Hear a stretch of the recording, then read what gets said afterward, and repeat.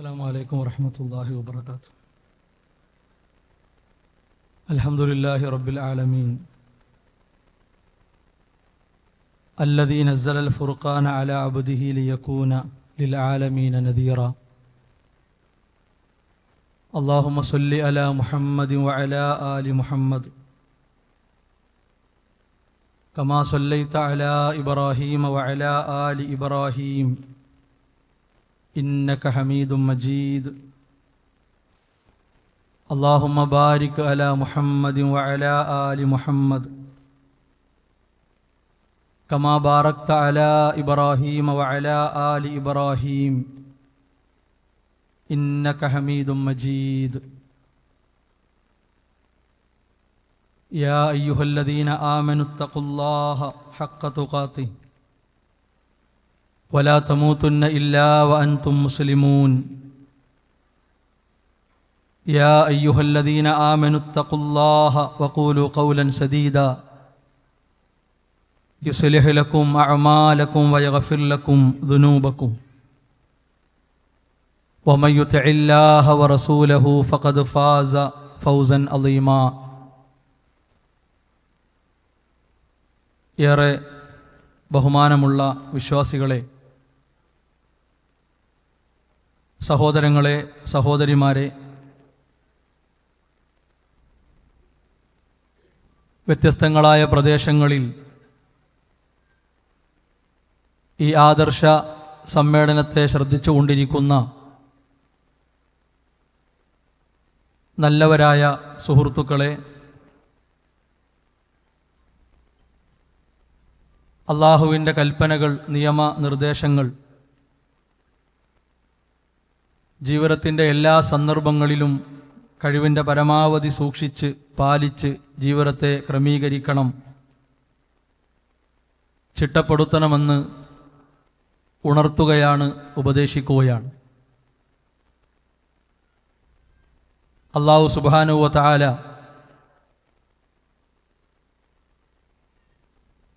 ഏറ്റവും വലിയ അമാനത്തായി നമ്മെ ഏൽപ്പിച്ചിട്ടുള്ള വിശുദ്ധ ഇസ്ലാമിൻ്റെ പഠനവും പ്രചരണവും വളരെ ആത്മാർത്ഥമായി, സത്യസന്ധമായി സമൂഹത്തിൽ നിർവഹിക്കുക എന്ന ലക്ഷ്യം പൂർത്തീകരിക്കുന്നതിൻ്റെ ഭാഗമായിട്ടാണ് ഇത്തരത്തിലുള്ള സമ്മേളനങ്ങൾ, സംഗമങ്ങൾ നാം നടത്തി വരുന്നത്. ഓരോ കാലഘട്ടങ്ങളിലും അനിവാര്യമായ ഇത്തരം ഇടപെടലുകൾ നടന്നിട്ടുണ്ട് എന്നത് വസ്തുതയാണ്. അതിനെ തുടരാനും നിലനിർത്താനും സാധിക്കുക അള്ളാഹുവിൻ്റെ ദീനിനോടും അതിൻ്റെ ആശയങ്ങളോടും അതിൻ്റെ പ്രമാണങ്ങളോടും മാന്യതയും കൂറുമുള്ള ആളുകൾക്ക് മാത്രമായിരിക്കും എന്നതും ഉറപ്പാണ്. അതുകൊണ്ട് തന്നെ ഒന്നിനെയും നമുക്ക് മറച്ചു വെക്കാനില്ല. ഇല്ലാത്ത കാര്യങ്ങൾക്ക് മേന്മയും പോരിശയും നൽകപ്പെട്ട് അവതരിപ്പിക്കേണ്ട അപകടകരമായ സാഹചര്യവും നമുക്കില്ല. അത്രത്തോളം സമാധാനം നൽകുന്ന സമ്പൂർണമായിട്ടുള്ള വിശുദ്ധ ഇസ്ലാമിൻ്റെ യഥാർത്ഥ വാഹകരും അനുയായികളുമായിട്ടാണ് ഈ സദസ്സിൽ ഇതിനെ കേൾക്കുന്നവരായി, അകലങ്ങളിൽ നിന്ന് ഇതിനെ കേൾക്കുന്നവരായി ഓരോരുത്തരും ഉള്ളത്. അല്ലാഹു സുബ്ഹാനഹു വ തആല നമ്മിൽ നിന്ന് സ്വീകരിക്കുമാറാകട്ടെ. ലോകത്ത് അറിയപ്പെട്ടിട്ടുള്ള ബ്രാൻഡഡ് കമ്പനികളുടെ സ്റ്റിക്കർ ഒട്ടിച്ച് പല കമ്പനികളും പല സംവിധാനങ്ങളും രംഗത്ത് വരാനും സമൂഹത്തിൽ നിലനിൽപ്പുണ്ടാക്കാനും പരിശ്രമിക്കാറുണ്ട്. എല്ലാ കാലങ്ങളിലും ഉണ്ടായിട്ടുള്ള കാര്യമാണ്. ഭൗതിക ലോകത്ത് മാറ്റമില്ലാതെ ഇന്നും അത് തുടർന്നുകൊണ്ടിരിക്കുന്നു. വിശുദ്ധ ഇസ്ലാം എന്നത് ഏക ആരാധ്യനായ അള്ളാഹുവിൽ നിന്ന് സമ്പൂർണ്ണ മാതൃക ജീവിതത്തിൽ കാണിച്ച റസൂലുള്ളാഹി സ്വല്ലല്ലാഹു അലൈഹി വസല്ലമയിലൂടെ സത്യസന്ധരായിട്ടുള്ള അനുയായികളിലൂടെ ഉത്തമരായിട്ടുള്ള പണ്ഡിതന്മാരിലൂടെ ഇന്ന് ജീവിക്കുന്ന നമുക്ക് കൈമാറിക്കിട്ടിയിട്ടുള്ള വലിയ സമ്മാനമാണ്. നബി സല്ലല്ലാഹു അലൈഹി വസല്ലമ ജീവിച്ചിരിക്കുന്ന കാലത്ത് തന്നെ ഇസ്ലാമിൻ്റെ മറവിൽ ജീവിക്കാൻ ശ്രമിച്ച ആളുകൾ ഉണ്ടായിട്ടുണ്ട്. പക്ഷെ അവർക്കന്ന് വിജയം കാണാൻ സാധിച്ചിട്ടില്ല. നബി സല്ലല്ലാഹു അലൈഹി വസല്ലമയുടെ വഫാത്തിന് ശേഷം സ്വഹാബത്തിൻ്റെ മുമ്പിൽ പല ശബ്ദങ്ങളും കോലാഹലങ്ങളും ഉണ്ടാക്കി വിജയം കൈവരിക്കാൻ കഴിയുമോ എന്ന് അവർ പരിശ്രമിച്ചിരുന്നു. അബൂബക്കർ റളിയല്ലാഹു അൻഹു, ഉമർ റളിയല്ലാഹു അൻഹു, ഉസ്മാൻ ഇബ്നു അഫ്ഫാൻ റളിയല്ലാഹു അൻഹു, അലി ഇബ്നു അബി ത്വാലിബ് റളിയല്ലാഹു അൻഹു, അവരുടെ എല്ലാം കൃത്യമായ നിലപാടുകൾക്ക് മുമ്പിൽ വിജയിക്കാൻ അവർക്ക് സാധിച്ചില്ല.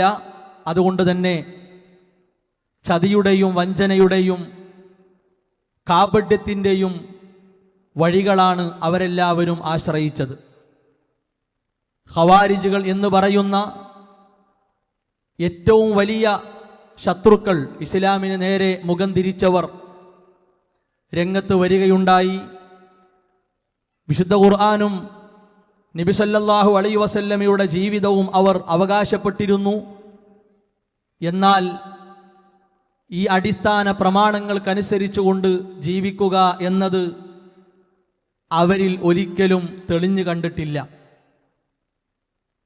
ഇസ്ലാം എന്ന പവിത്രമായിട്ടുള്ള പരിശുദ്ധമായിട്ടുള്ള മതത്തിൻ്റെ മറവിൽ സമൂഹത്തിൽ ഈടുകിട്ടാനും നിലയുറച്ചു കിട്ടാനും ഖവാരിജുകൾ മുതൽ ഇങ്ങോട്ടുള്ള എല്ലാ വ്യതിയാന കക്ഷികളും പരിശ്രമിച്ചിട്ടുണ്ട്.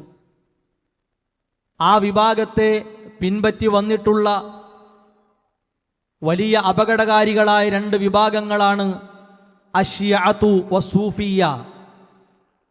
പിഴച്ച വിഭാഗങ്ങളായ ഷിയാക്കളും അതുപോലെ തന്നെ സൂഫികളും. ഈ രണ്ട് വിഭാഗങ്ങൾക്കും അവരുടേതായ ഭീമമായ അജണ്ടകൾ ഉണ്ടായിരുന്നു. ഷിയാക്കളെ സംബന്ധിച്ചിടത്തോളം ഇസ്ലാമിനെ വർഗീയമായി തീവ്രമായി ഭീകരതയോടുകൂടി അവതരിപ്പിക്കുക എന്നതായിരുന്നു. പ്രധാനമായും അതിൽ ഊന്നിയാണ് അവർ പ്രവർത്തിക്കാൻ തുനിഞ്ഞത്. അതുകൊണ്ട് തന്നെ സമൂഹത്തിൽ നിലനിൽപ്പ് കിട്ടണമെങ്കിൽ, അവർക്ക് വേരുറപ്പ് നേടാൻ കഴിയണമെങ്കിൽ പല രൂപങ്ങളിലുള്ള അന്ധവിശ്വാസങ്ങൾ, അനാചാരങ്ങൾ നിർമ്മിക്കേണ്ടി വന്നു എന്നതാണ് യാഥാർത്ഥ്യം. അതിനാവശ്യമായ രൂപത്തിൽ അള്ളാഹുവിലുള്ള വിശ്വാസം വികലമാക്കാൻ ശ്രമിച്ചു. പ്രവാചകന്മാരിലും വേദഗ്രന്ഥങ്ങളിലുമുള്ള വിശ്വാസത്തെ വികലമാക്കാൻ ശ്രമിച്ചു. അള്ളാഹുവിൻ്റെ വിധിയിലുള്ള വിശ്വാസത്തെയും നാളെയുടെ ലോകമായിട്ടുള്ള ശാശ്വത ലോകം, പരലോക ജീവിതം, അതുമായി ബന്ധപ്പെട്ട കാര്യങ്ങളെ മുറിവേൽപ്പിക്കാനും അവർ മടി കാണിച്ചില്ല.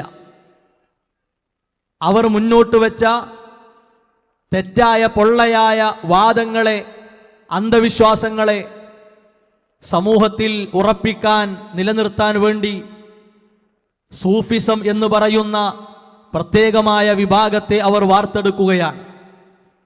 സൂഫിസത്തിലൂടെ ഇസ്ലാം വിരക്തിയുടെയും അതുപോലെ തന്നെ മറ്റു പലതിൻ്റെയും മാർഗമാണ്.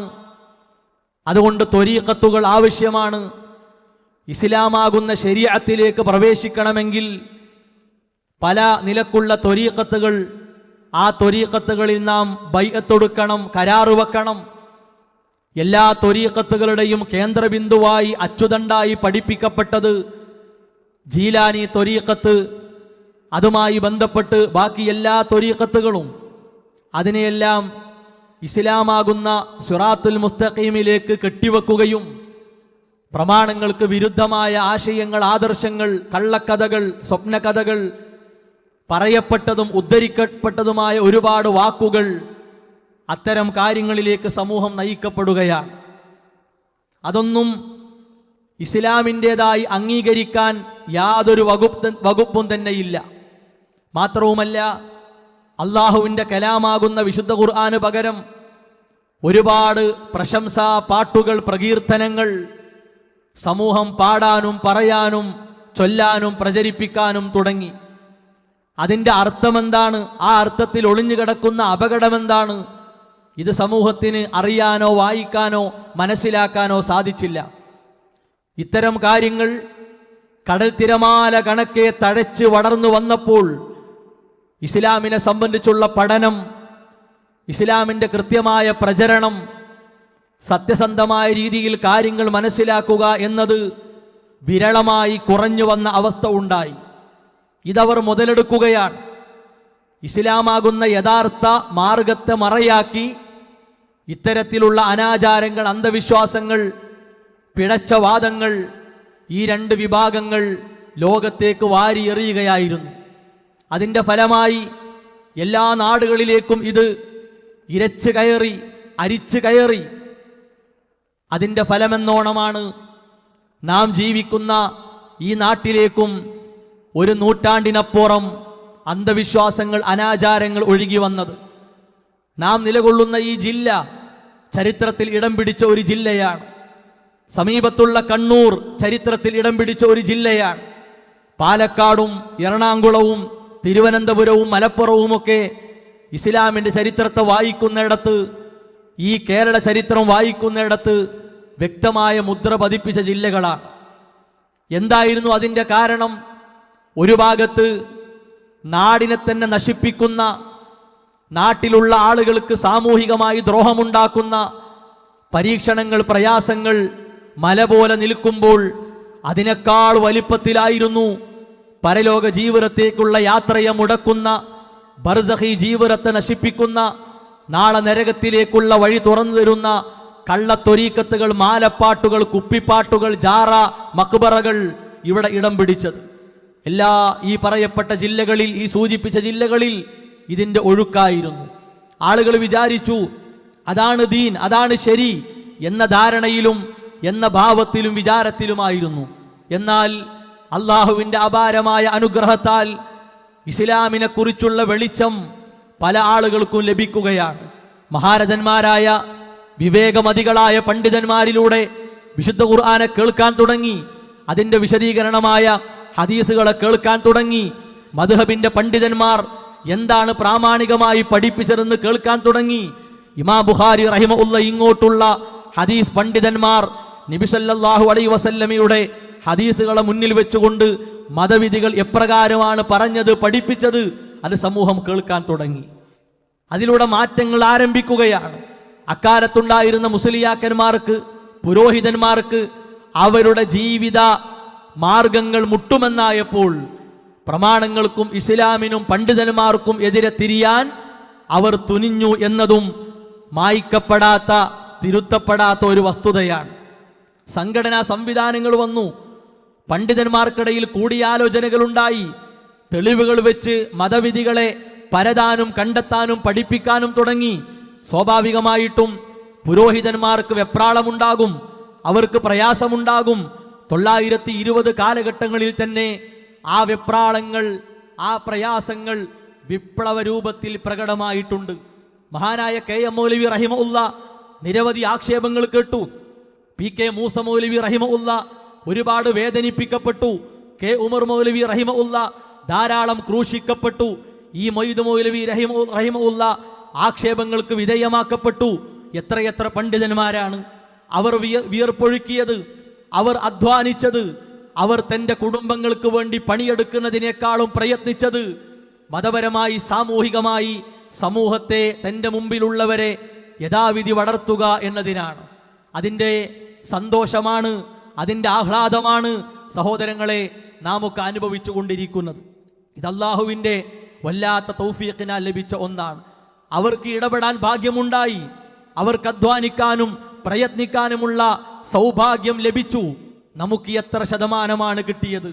എന്തിനേക്കാളും തൻ്റെ ശരീരത്തേക്കാൾ, കുടുംബത്തേക്കാൾ, ആഗ്രഹങ്ങളേക്കാൾ, ഏറ്റവും വിലപ്പെട്ടതായി കാണുന്ന ജോലിയേക്കാൾ, പഠന മേഖലയേക്കാൾ എൻ്റെ റബ്ബ് എനിക്ക് അനുഗ്രഹമായി നൽകിയിട്ടുള്ള മതത്തെക്കുറിച്ചുള്ള ബോധം, അതിനെക്കുറിച്ചുള്ള പഠനം, മതത്തിൻ്റെ മറവിൽ നടന്നുകൊണ്ടിരിക്കുന്ന ചൂഷണങ്ങൾ, അന്ധവിശ്വാസങ്ങൾ, അനാചാരങ്ങൾ, അതെന്തൊക്കെയാണ്, അധർമ്മങ്ങൾ എന്തൊക്കെയാണ്, ഇത് കൃത്യമായി തോല് പൊളിച്ച് മനസ്സിലാക്കി വേർതിരിച്ച് പോവുക എന്നത് എന്തിനേക്കാളും പ്രധാനമായ ഒരു കാര്യമാണ്.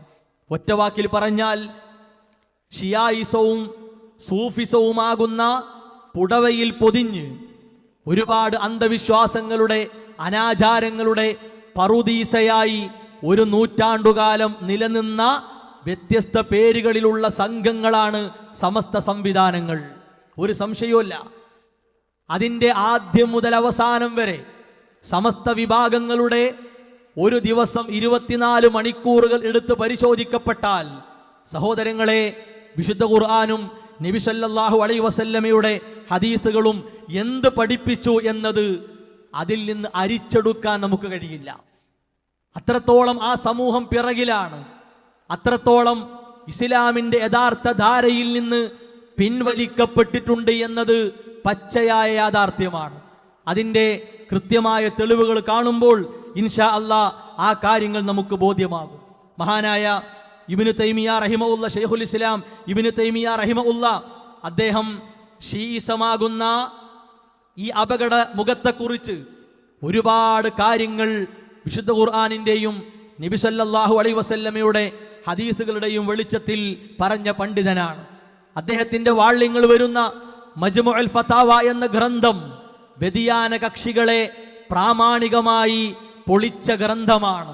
എന്താണ് അവരുടെ പ്രശ്നങ്ങൾ, എന്താണ് അവരുടെ വ്യതിയാന കാരണങ്ങൾ, എന്താണ് അവരുടെ പിഴവുകൾ, അത് കൃത്യമായി തുറന്നു കാണിച്ച ഗ്രന്ഥമാണ്. അദ്ദേഹം പറഞ്ഞു, ലാ യഖൂമൂന ഹഖ്ഖാ, സത്യത്തിനു വേണ്ടി നിലനിൽക്കാത്തവരാണ്, വലാ യഹ്ദിമൂന ബാത്തില, നിരർത്ഥകമായ കാര്യങ്ങളെ തകർക്കാനോ പൊളിക്കാനോ തുനിയാത്തവരാണ്, ലാ ബിഹുജ്ജത്തിൻ വബയാനിൻ വലാ ബിയദിൻ വസിനാൻ, ഒരു തെളിവ് ഉന്നയിച്ചുകൊണ്ട്, ഒരു പ്രമാണം ഉയർത്തി കാണിച്ചുകൊണ്ട് നാവാകുന്ന അനുഗ്രഹം ഉപയോഗപ്പെടുത്തി, കൈകളാകുന്ന അനുഗ്രഹം ഉപയോഗപ്പെടുത്തി നിരർത്ഥകമായ കാര്യങ്ങൾക്കെതിരെ പ്രതിരോധം തീർക്കാൻ അവർക്ക് സാധിക്കുകയില്ല. കാരണം അവർ മുന്നോട്ട് വെച്ചിട്ടുള്ളത് മുഴുവനും പൊള്ളയായ കാര്യങ്ങളാണ്. സത്യം വെട്ടിത്തുറന്നു പറയാൻ അവർക്ക് കഴിയില്ല. കാരണം അവർ ഓരോ കാലെടുത്ത് വെക്കുന്നതും അസത്യങ്ങളെ വളർത്താനും അതിന് വെള്ളമൊഴിച്ചു കൊടുക്കാനുമാണ്. അതുകൊണ്ട് ഷിയാക്കൾക്ക് ആ ദൗത്യം നിർവഹിക്കാൻ ലോകത്ത് സാധിച്ചിട്ടില്ല, ഈ നിമിഷം വരെയും അതിന് കഴിഞ്ഞിട്ടില്ല. ഇനി ആരാണ് സൂഫികൾ എന്നത്? ഹിജറ 450കളിൽ ജീവിച്ച മഹാപണ്ഡിതനാണ് ഇമാം തർത്തൂഷി റഹിമഹുല്ലാ. അദ്ദേഹം പറഞ്ഞു, മദ്ഹബ് സൂഫിയ, തസൗഫിന്റെ മദ്ഹബ്, സൂഫികളെ വഴി എന്നത് ബത്വാലതൻ വജഹാലതൻ വളലാല, അത് ബാത്തിലാണ്, നിരർത്ഥകമാണ്. വജഹാലതൻ അജ്ഞതയാണ്, വളലാലതൻ വഴികേടാണ്. വമൽ ഇസ്ലാമു ഇല്ലാ കിതാബുല്ലാഹ് വസുന്നത്തു റസൂലിഹി സ്വല്ലല്ലാഹു അലൈഹി വസല്ലമ, ഇസ്ലാം എന്ന് പറഞ്ഞാൽ അത് അല്ലാഹുവിൻ്റെ ഗ്രന്ഥമാണ്, വിശുദ്ധ ഖുർആൻ അനുസരിച്ചാണ്. അതിൻ്റെ വിശദീകരണമായിട്ടുള്ള പച്ചയായ ജീവിതം റസൂലുള്ളാഹി സ്വല്ലല്ലാഹു അലൈഹി വസല്ലമയുടെ ചര്യയാണ്. അത് രണ്ടും മാറ്റിവെച്ചിട്ട് ഇസ്ലാമില്ല. അത് രണ്ടിൽ ഏതെങ്കിലും ഒന്നെടുത്താൽ ഇസ്ലാമല്ല. അവ രണ്ടിൽ ചിലത് മാത്രം എടുക്കുക, ചിലത് മാറ്റിവെക്കുക, അത് ഇസ്ലാമിൻ്റെ രീതിയല്ല. വിശുദ്ധ ഖുർആനും നബി സല്ലല്ലാഹു അലൈഹി വസല്ലമയുടെ ഹദീസുകളും എന്തൊരു നിലപാടാണോ വക്രതയില്ലാതെ വളവില്ലാതെ നമ്മുടെ മുമ്പിൽ അവതരിപ്പിച്ചത്, അതിന് കീഴ്പ്പെടുക, മനക്ലേശം പാടില്ല. അത് കൃത്യമായി കേട്ടനുസരിക്കുക. മനസ്സ് കുടുസായി ഞെരുങ്ങിപ്പോകാൻ പാടില്ല. സമൂഹത്തിൽ എനിക്കുള്ള വിലയും നിലയും ഇല്ലാതെയാകുമോ എന്ന് ചിന്തിക്കാൻ പാടില്ല. സമൂഹം ഇതുവരെ എന്നെ സ്വീകരിച്ചത് അവമതിക്കപ്പെടുമോ, എന്നെ അവർ കൈയൊഴിയുമോ, അങ്ങനെ ചിന്തിക്കാൻ പാടില്ല. എന്തുകൊണ്ട്? ഇസ്ലാമിനെ പഠിപ്പിക്കുന്ന അടിസ്ഥാന പ്രമാണങ്ങളാണ് അവ. അതുകൊണ്ട് തന്നെ ഇസ്ലാമാകുന്ന മാർഗത്തിൽ നിന്ന് വിട്ടുപോയവർ ഒന്നുകിൽ പൂർണ്ണമായും വിട്ടുപോയി, അതാണ് ചരിത്രം. അല്ലെങ്കിലോ സത്യത്തെയും അസത്യത്തെയും കൂട്ടിക്കുഴച്ചു, അല്ലെങ്കിലോ പൂർണ്ണമായും സത്യത്തെ മൂടിവെച്ച് ഇസ്ലാമിനെ പുറത്തു കാണിച്ച് പ്രത്യേക വേഷത്തിലും ഭാവത്തിലും ജീവിച്ചു. ഇതൊന്നും സഹോദരങ്ങളെ ഇസ്ലാമിൻ്റെ അരികിലേക്ക്, അതിൻ്റെ ഓരത്തേക്ക് കൊണ്ടുവരാൻ പറ്റിയ നിലപാടുകളല്ല. കളവിനെ പ്രോത്സാഹിപ്പിച്ച മതമല്ല, സത്യത്തെ മറച്ചു വെക്കുക എന്നതിനെ പ്രോത്സാഹിപ്പിച്ച മതമല്ല. ഇസ്ലാം തന്നെ വേണ്ട, തോന്നിയതുപോലെ അഴിഞ്ഞാടി എങ്ങനെയും ജീവിക്കാം. ഒരു പേരുണ്ടായാൽ മതി, ഒരു മഹല്ലിൽ മെമ്പർഷിപ്പ് എടുത്താൽ മതി, അത്രമാത്രം മതി. അല്ലെങ്കിൽ ഒരു മുസ്ലിം കുടുംബത്തിലെ ഒരു മെമ്പറായി ജീവിച്ചാൽ മതി. ആ മനോഭാവം ഇസ്ലാം വളർത്തിയിട്ടില്ല. വിശുദ്ധ ഖുർആൻ പറഞ്ഞു, വലാ തൽബിസുൽ ഹഖ്ഖ ബിൽ ബാത്തിൽ, സത്യത്തെ അസത്യവുമായി നിങ്ങൾ കൂട്ടിക്കുഴക്കരുത്. വതക്തുമുൽ ഹഖ്ഖ വഅൻതും തഅലമൂൻ, അറിഞ്ഞുകൊണ്ട് നിങ്ങൾ സത്യത്തെ മൂടി വെക്കരുത്. അതിനൊരു അവസരമുണ്ടായിരുന്നുവെങ്കിൽ റസൂലുള്ളാഹി സ്വല്ലല്ലാഹു അലൈഹി വസല്ലമ ശാരീരികമായി, മാനസികമായി, കുടുംബപരമായി, സാമൂഹികമായി അനുഭവിക്കേണ്ടി വന്ന പ്രയാസങ്ങൾക്ക് മുമ്പിൽ അവിടുന്ന് നിശബ്ദ പാലിക്കുമായിരുന്നു, അവിടുന്ന് മിണ്ടാതിരിക്കുമായിരുന്നു. ത്വായിഫിന്റെ മണ്ണിലേക്കുള്ള യാത്രയിൽ വീട് വീടാന്തരം സത്യം വിളിച്ചോതിയുള്ള യാത്രയാണ്. ത്വായിഫിന്റെ ഭൂമിയിൽ വെച്ച് വിവേകമില്ലാത്തവർ, അതുപോലെ തന്നെ അടിമകൾ, ചെറിയ കുട്ടികൾ നബി സല്ലല്ലാഹു അലൈഹി വസല്ലമക്ക് നേരെ കല്ലെടുത്തെറിഞ്ഞു, ശാരീരികമായി വേദനിപ്പിച്ചു. സത്യം മൂടി വെച്ചിട്ടില്ല. മക്കയിലുള്ള തന്റെ കുടുംബക്കാർ മുഴുവനും അവിടുന്ന് എതിരായി അവർ പലതും വിളിച്ചു പറഞ്ഞു, സത്യം മൂടി വെച്ചിട്ടില്ല. കപടന്മാരെ കൊണ്ട് പ്രയാസങ്ങളുണ്ടായി, സത്യം മൂടി വെച്ചിട്ടില്ല. ജൂത ക്രൈസ്തവരെ കൊണ്ട്, ശപിക്കപ്പെട്ടവരെ കൊണ്ട് പ്രയാസങ്ങളുണ്ടായി, നബി സല്ലല്ലാഹു അലൈഹി വസല്ലം മൂടി വെച്ചിട്ടില്ല. നമുക്കൊന്നും ആലോചിച്ചാൽ അറ്റം കാണാത്ത വിധം വലിയ വലിയ യുദ്ധങ്ങൾക്ക് അവിടെ നേതൃത്വം കൊടുത്തു, സത്യം മൂടി വെച്ചിട്ടില്ല. അങ്ങനെ ഒരു നിലപാട് എടുക്കാമായിരുന്നെങ്കിൽ ഉസ്വത്തുൻ ഹസന എന്ന ജീവിതത്തിൽ ആ നിലപാട് കാണുമായിരുന്നു. അതുണ്ടായിട്ടില്ല. ഇനി എന്തെങ്കിലും ലാഭത്തിനു വേണ്ടി അല്പം സത്യമെടുത്ത് കൂടുതൽ കളവ് ചേർത്ത് അവതരിപ്പിക്കാം, ആ നിലപാട് റസൂലുള്ളാഹി സ്വല്ലല്ലാഹു അലൈഹി വസല്ലമക്ക് ഉണ്ടായിട്ടില്ല. അതുകൊണ്ട് തന്നെ ഇസ്ലാമിൻ്റെ മാർഗത്തിൽ കൃത്യമായി മുന്നോട്ട് പോകുന്ന ഒരാൾ ഇത്തരത്തിലുള്ള നിലപാടുകളെ, ഇത്തരത്തിലുള്ള കാര്യങ്ങളെ ആശ്രയിക്കാനോ അവലംബിക്കാനോ ഇഷ്ടപ്പെടാനോ പാടില്ല.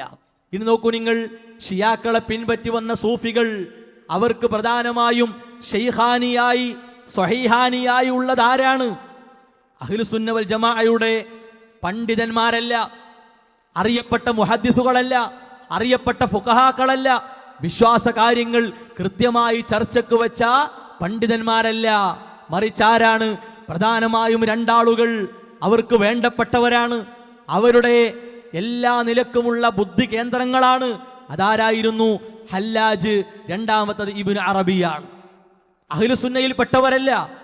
ഈ ഷിയാ സൂഫി വിശ്വാസങ്ങൾ പല കോലത്തിലും, പല വർണ്ണങ്ങളിലും, പല രൂപങ്ങളിലും സമൂഹത്തിൽ വിതറാൻ വേണ്ടി വേഷം കെട്ടിയിറങ്ങിയ, മെനക്കെട്ടിറങ്ങിയ രണ്ടാളുകൾ, ഹല്ലാജ്, ഇബ്നു അറബി.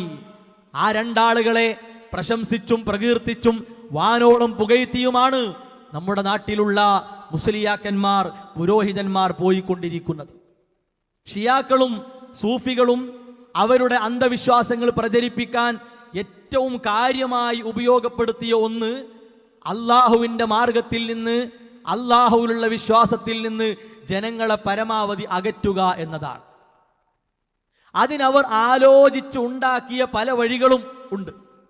അതിലേറ്റവും പ്രധാനപ്പെട്ട ഒരു വഴിയായിരുന്നു സമൂഹത്തിൽ നല്ലവരാണ്, സുഹൃതവാന്മാരാണ് എന്ന നിലക്കുള്ള ആളുകൾ മരിച്ചു കഴിഞ്ഞാൽ അവരുടെ മറവ് ചെയ്യപ്പെട്ട സ്ഥലം അത് തേച്ച് മിനുക്കി വർണ്ണങ്ങൾ വിതറി ആളുകൾ ആകർഷിപ്പിക്കുന്ന രൂപത്തിൽ ജാറമാക്കി, മക്ബറയാക്കി അവിടെ പൊന്തിച്ചു വെക്കുക എന്നത്. ഹിജറ ആദ്യ 300 നൂറ്റാണ്ടുകളിൽ തപ്പി നോക്കിയാൽ പോലും ഓരോരോ വരികൾ, ഓരോരോ ദിവസങ്ങൾ അത് കൃത്യമായി നമ്മൾ ചികഞ്ഞു നോക്കിയാൽ പോലും സഹോദരങ്ങളെ, ജാറമെന്ന മക്ബറയെന്ന ഈ അനിസ്ലാമിക ആചാരം കാണുക സാധ്യമല്ല. റസൂലുള്ളാഹി സ്വല്ലല്ലാഹു അലൈഹി വസല്ലമക്ക് പരിചയമില്ല, സ്വഹാബത്തിന്റെ ജീവിതത്തിലില്ല, അവരെ പിൻപറ്റി വന്നവർക്ക് പരിചയമില്ല, അവരെ പിൻപറ്റി വന്നവർക്ക് പരിചയമില്ല.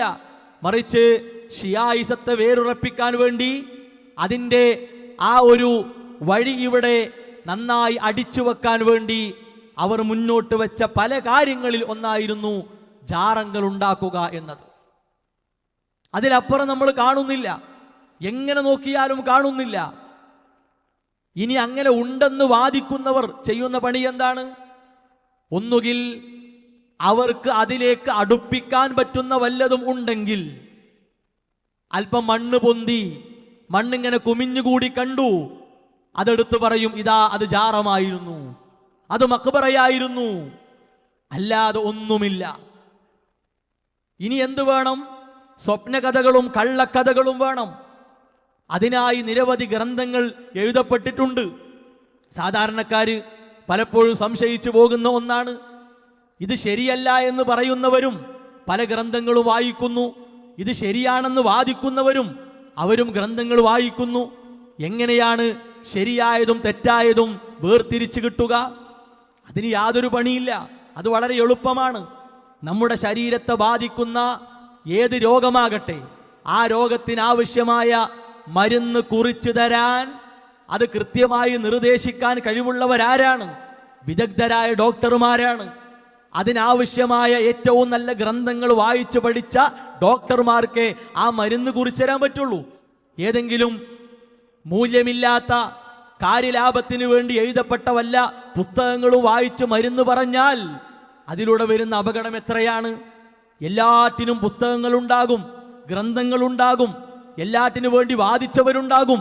എല്ലാ വാദങ്ങളും, എല്ലാ എഴുത്തുകളും, എല്ലാ ചർച്ചകളും ശരിയായ ദിശയിലേക്കല്ല എന്നത് മനസ്സിലാക്കണം. അങ്ങനെ തന്നെയാണ് ഇസ്ലാമിക ചരിത്രത്തിൽ ഒരുപക്ഷെ സത്യത്തിന് വേണ്ടി എഴുതപ്പെട്ട ഗ്രന്ഥങ്ങളെക്കാൾ അസത്യങ്ങളെ സ്ഥാപിക്കാൻ എഴുതപ്പെട്ട വാറോലകളായിരിക്കും. സത്യത്തിനു വേണ്ടി നടത്തിയ വാഗ്വാദങ്ങൾ, ചർച്ചകൾ അതിനേക്കാൾ കൂടുതൽ അസത്യങ്ങൾക്ക് വേണ്ടി വാദിച്ചതും ജൽപ്പിച്ചതും പറഞ്ഞതുമായിരിക്കും. എന്ന് കരുതി സത്യമില്ലാതാകുമോ? ശരി മായ്ക്കപ്പെടുമോ? അതുകൊണ്ട് കള്ള നാണയങ്ങളെ തിരിച്ചറിയണം, അന്വേഷണത്തിലൂടെ തിരിച്ചറിയണം, ആത്മാർത്ഥമായ പഠനത്തിലൂടെ തിരിച്ചറിയണം. അത് മാത്രമാണ് പരിഹാരം. ചരിത്രം പരതിയാൽ ഒന്നേ നമ്മൾ കാണുന്നുള്ളൂ, ജാറ വ്യവസായം തുടങ്ങിയത് അത് ഷിയാക്കളാണ്. അത് പിന്നീട് സൂഫികൾ പച്ച പട്ട് ധരിച്ച് പച്ച വർണ്ണങ്ങൾ തൂക്കി, അതുപോലെ തന്നെ ആകർഷിക്കപ്പെടുന്ന പല നിറങ്ങളും കൊടുത്ത് ഓരോ ഷെയ്ഖുമാർ, ബീവിമാർ, ഔലിയാക്കൾ എന്ന പേരിലുള്ളവരുടെ ജാറങ്ങൾ ഉണ്ടാക്കി വെച്ചു. അതിൻ്റെ പൊലിമയും മേന്മയുമൊക്കെ നമ്മുടെ നാട്ടിലെ മുസ്ലിയാക്കന്മാർ പ്രസംഗത്തിലൂടെയും എഴുത്തിലൂടെയും ധാരാളമായി പറഞ്ഞുകൊണ്ടിരിക്കുന്നു. സമസ്ത രണ്ട് വിഭാഗത്തിനും നിഷേധിക്കാൻ പറ്റാത്ത ഒരു പ്രസിദ്ധീകരണമാണ് അൽ മുബാറക്. പഴയകാലത്തെ പ്രസിദ്ധീകരണമാണ്, അത് ഒരിക്കലും നിഷേധിക്കാൻ കഴിയൂല. ഇന്ന് ആ പ്രസിദ്ധീകരണം ഇല്ല, അതിനും കാരണങ്ങളുണ്ട്. ഏതായിരുന്നാലും അന്നത്തെ ആ പ്രസിദ്ധീകരണം അതിൻ്റെ 989 ഓഗസ്റ്റ് ലക്കത്തിൽ ഒരു ലേഖനം വന്നിരുന്നു. സുന്നികളും ഷിയാക്കളും വഹാബികളും മൗദൂദികളും എന്നാണ്. സമസ്തക്ക് മറക്കാൻ പറ്റാത്ത എഴുത്തുകാരനാണ് പ്രൊഫസർ ഓമാനൂർ മുഹമ്മദ്. അദ്ദേഹമാണ് ആ ലേഖനം എഴുതിയത്. ഈ ലേഖനത്തിൽ കാര്യമായി അദ്ദേഹം സ്ഥാപിച്ചതെന്താണ്? ഷിയാക്കളും സുന്നികളും ഒരേ റൂട്ടിലാണ്, അതിനെതിരായിട്ടുള്ളവർ മൗദൂദികളും വഹാബികളുമാണ്. ഇനി നമ്മൾ പറഞ്ഞു എന്ന് പറയേണ്ട ആവശ്യമില്ല. സമസ്ത വിഭാഗം ഷിയായിസത്തെ അനുഗമിച്ച് പോകുന്നവരാണ്, അതിനെ പൂമാലയിട്ട് സ്വീകരിച്ചവരാണ്. നമ്മുടെ വകയായി പറയേണ്ടതില്ല. ഇതിൽ നോക്കൂ നിങ്ങൾ, പ്രധാനമായും പറഞ്ഞ ഒരു പാരഗ്രാഫ് എടുത്തുകൊണ്ട് പറഞ്ഞ ഒരു കാര്യമുണ്ട്. പുണ്യാത്മാക്കളുടെ കബറിടങ്ങൾ സന്ദർശിച്ച് അവരുടെ അനുഗ്രഹം തേടുന്നത് സുന്നികളും ഷിയാക്കളും മതപരമായി പുണ്യകർമ്മമായിട്ടാണ് കാണുന്നത്, കരുതുന്നത്. എന്താണ്? പുണ്യാത്മാക്കളുടെ കബറിടങ്ങൾ സന്ദർശിക്കുക, അവരുടെ അനുഗ്രഹം തേടുക, അല്ലാൻ്റെ അല്ല, അവരെ അനുഗ്രഹം തേടുക, അത് വളരെ പുണ്യകരമായ കാര്യമാണ്. വഹാബികളുടെ വീക്ഷണത്തിൽ കബറിടം സന്ദർശിക്കുന്നത് പരേതനു വേണ്ടി പ്രാർത്ഥിക്കാനും നാമും മരിക്കേണ്ടവരാണെന്ന് ഓർക്കാനുമാണ്. നമ്മുടെ വീക്ഷണമല്ല, റസൂലുള്ളാഹി സ്വല്ലല്ലാഹു അലൈഹി വസല്ലമയുടെ അധ്യാപനമാണ്. നിരവധി നമ്മളൊക്കെ കേട്ടവരാണ്. ഖബർ സന്ദർശിക്കേണ്ടത് എനിക്കവിടെ ഇതുപോലെ കിടക്കാനുണ്ട് എന്ന് ഓർക്കാനാണ്. നാളെ എനിക്ക് മരണമുണ്ട്, ശാശ്വതമായ ജീവിതമുണ്ട് എന്നോർക്കാനാണ്. അപ്പോ നമ്മുടെ വകയാണെന്ന് അവർ വരുത്തുക ഹദീസുകൾക്കെതിരാണ്. നബി സല്ലല്ലാഹു അലൈഹി വസല്ലമയുടെ നിലപാടിന് എതിരാണ് ഈ വർത്തമാനം. ഇനി നോക്കൂ നിങ്ങൾ, സുന്നികളും ഷിയാക്കളും അംബിയ, ഔലിയ, സ്വാലിഹീങ്ങൾ തുടങ്ങിയവരുടെ ഖബറുകൾ സിയാറത്ത് സൗകര്യാർത്ഥം കെട്ടിപ്പടുക്കാമെന്നാണ് പറയുന്നത്. അംബിയാക്കളതും ഔലിയാക്കളതും സ്വാലിഹീങ്ങളതും ഒക്കെ കെട്ടിപ്പടുത്ത് ഉഷാറാക്കി നല്ല തേച്ച് മിനിക്ക് റെഡിയാക്കി വെക്കണം. ആര് പറയുന്നു? സുന്നികളും ഷിയാക്കളും. റസൂലുള്ളാഹി സ്വല്ലല്ലാഹു അലൈഹി വസല്ലം പഠിപ്പിച്ചതോ കെട്ടി ഉയർത്തണമെന്നാണോ, എടുപ്പുണ്ടാക്കണമെന്നാണോ? അല്ല എന്നത് ഉറപ്പാണ്. എന്തിനാ ഇത് വായിച്ച് കേൾപ്പിച്ചത് അറിയോ സഹോദരങ്ങളെ? ജാറ മഖ്ബറ വ്യവസായം തഴച്ചു വളരുകയാണ്. മുഷാവറയിൽപ്പെട്ട അല്ലെങ്കിൽ സമസ്തയുടെ പ്രധാന സ്ഥാനത്തിരിക്കുന്ന ഒരു ഉസ്താദ്, ഒരു മുസ്ലിയാർ മരിച്ചാൽ അടുത്ത ആലോചന എവിടുന്നാണ് കല്ല് പറയുക, എവിടുന്നാണ് സിമന്റ്, ആരെയാണ് പണിക്ക് വിളിക്കുക, എന്നിട്ടോ അവിടെ ജാറം നിർമ്മിക്കുകയാണ്. മരിച്ച ഉടനെ തന്നെ അഭിപ്രായ പ്രകടനങ്ങൾ തുടങ്ങുകയാണ്. പോരിശയാക്കപ്പെട്ട മഹാനാണ്, ഒരുപാട് കറാമത്തുകൾ ജീവിതകാലത്ത് കാണിച്ച മഹാനാണ്, ഞങ്ങൾക്ക് എന്തൊക്കെ കാര്യങ്ങൾ സഫലമായി കിട്ടിയിട്ടുണ്ട്, നേടിക്കിട്ടിയിട്ടുണ്ട്. ഓരോരുത്തരും സോഷ്യൽ മീഡിയകളിലൂടെ, ചെറിയ ചെറിയ ആത്മീയ ചൂഷണ സംവിധാനങ്ങളിലൂടെ ഇതിങ്ങനെ മുഴക്കുകയാണ്. സാധാരണക്കാർ കേട്ട് വെമ്പൽ കൊള്ളുകയാണ്. നാളെ തന്നെ പോകണം, ആ ജാറത്തിലെത്തണം, അവിടെ സിയാറത്ത് നടത്തണം, അവിടെ പലതും കാഴ്ചവെക്കണം. പരാതികൾ, പരിഭവങ്ങൾ, പ്രശ്നങ്ങൾ, നീറുന്ന ഒരുപാട് കാര്യങ്ങൾ പറയാനുണ്ട്. അവിടെ പോയിട്ട് പറയണം. ഒരു പള്ളി ഉദ്ഘാടനം ചെയ്യപ്പെട്ടാൽ പോലും ഈ മനസ്സ് വന്നോളണമെന്നില്ല. മനസ്സിലാക്കണം, അള്ളാഹ്ക്ക് ഏറ്റവും ഇഷ്ടപ്പെട്ട ഒരു നാട്ടിൽ, അള്ളാഹ്ക്ക് ഏറ്റവും ഇഷ്ടപ്പെട്ട അവൻ്റെ ഭവനങ്ങളോട് പോലും ലോകത്ത് നല്ലൊരു ശതമാനം ആളുകൾക്ക് ഈ സമീപനമില്ല എന്നതാണ്. ഈ അടുത്ത് ഒരു വർഷമായിട്ടുള്ളൂ ഉള്ളാൾ തങ്ങളുടെ മകൻ കൂറത്തങ്ങൾ മരണപ്പെട്ടിട്ട്. ഒരു വർഷം കഴിഞ്ഞ് ഉറൂസു ആണ്ടൊക്കെ ഉഷാറായി നടന്നു. അയാൾ മരിച്ച ദിവസം, മറവ് ചെയ്യപ്പെട്ട ദിവസം, അവിടെ തേച്ച് മിനുക്കി ഉണ്ടാക്കുന്ന ജാറത്തിൻ്റെ ഫോട്ടോസുകൾ, അതിൻ്റെ വീഡിയോസുകൾ സോഷ്യൽ മീഡിയകളിലൂടെ അവരങ്ങനെ വിട്ടിരുന്നു. സാധിക്കുന്നവരൊക്കെ പ്രതികരിച്ചിരുന്നു. സഹോദരങ്ങളെ, ഇന്നെന്താണ് അതിൻ്റെ അവസ്ഥ? വളരെ അപകടകരമായി, വളരെ വേദനയോടെ നമ്മൾ കാണേണ്ടതാണ്. അവിടെ പോയിട്ട് സാധാരണക്കാർ കൈകൾ ഉയർത്തി ഇനി ഇടക്കിടക്ക് അല്ലാ അല്ലാ എന്ന് വിളിച്ചാലും എന്താണ്, ആ സ്ഥലത്ത് തന്നെ പോകാൻ പറ്റുമോ? ഇല്ല എന്നുറപ്പാണ്. ആ രംഗം നമ്മളൊന്ന് കാണുക.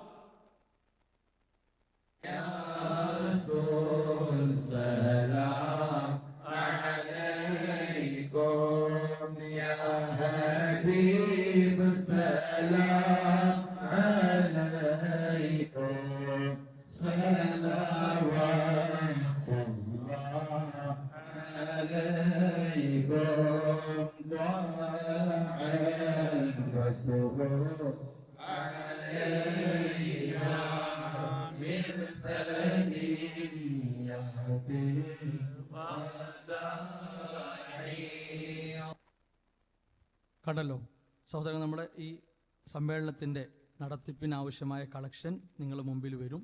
എല്ലാവരും കഴിയുന്ന പോലെ സഹകരിക്കണം. അപ്പോൾ ഇത് ഒരു വർഷമായപ്പോൾ ആ ജാറത്തിൻ്റെ മാറ്റാണ്. ആ വ്യക്തി മരണപ്പെട്ട അടുത്ത ആഴ്ച ഇറങ്ങിയ റിസാല, സമസ്ത AP വിഭാഗത്തിൻ്റെ വാരികയാണ് റിസാല. ആ റിസാലയിൽ അയാളെക്കുറിച്ചുള്ള പോരിശകൾ, അയാളെ കറാമത്തുകളൊക്കെ വാരി വിതറിയിരുന്നു. എന്തിനാ ഒരു ലേഖനമായി അത് കൊടുത്തത്? അതൊരു വിളംബരമായിരുന്നു.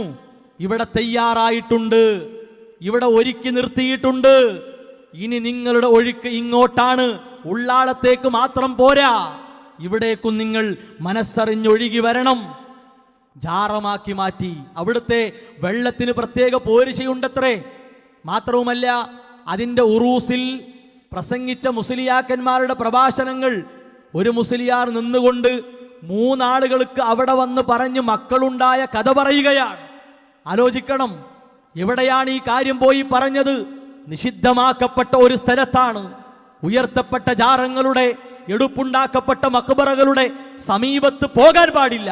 അത് ഹറാമാണ്, ഹറാമാണ്, പാടില്ല.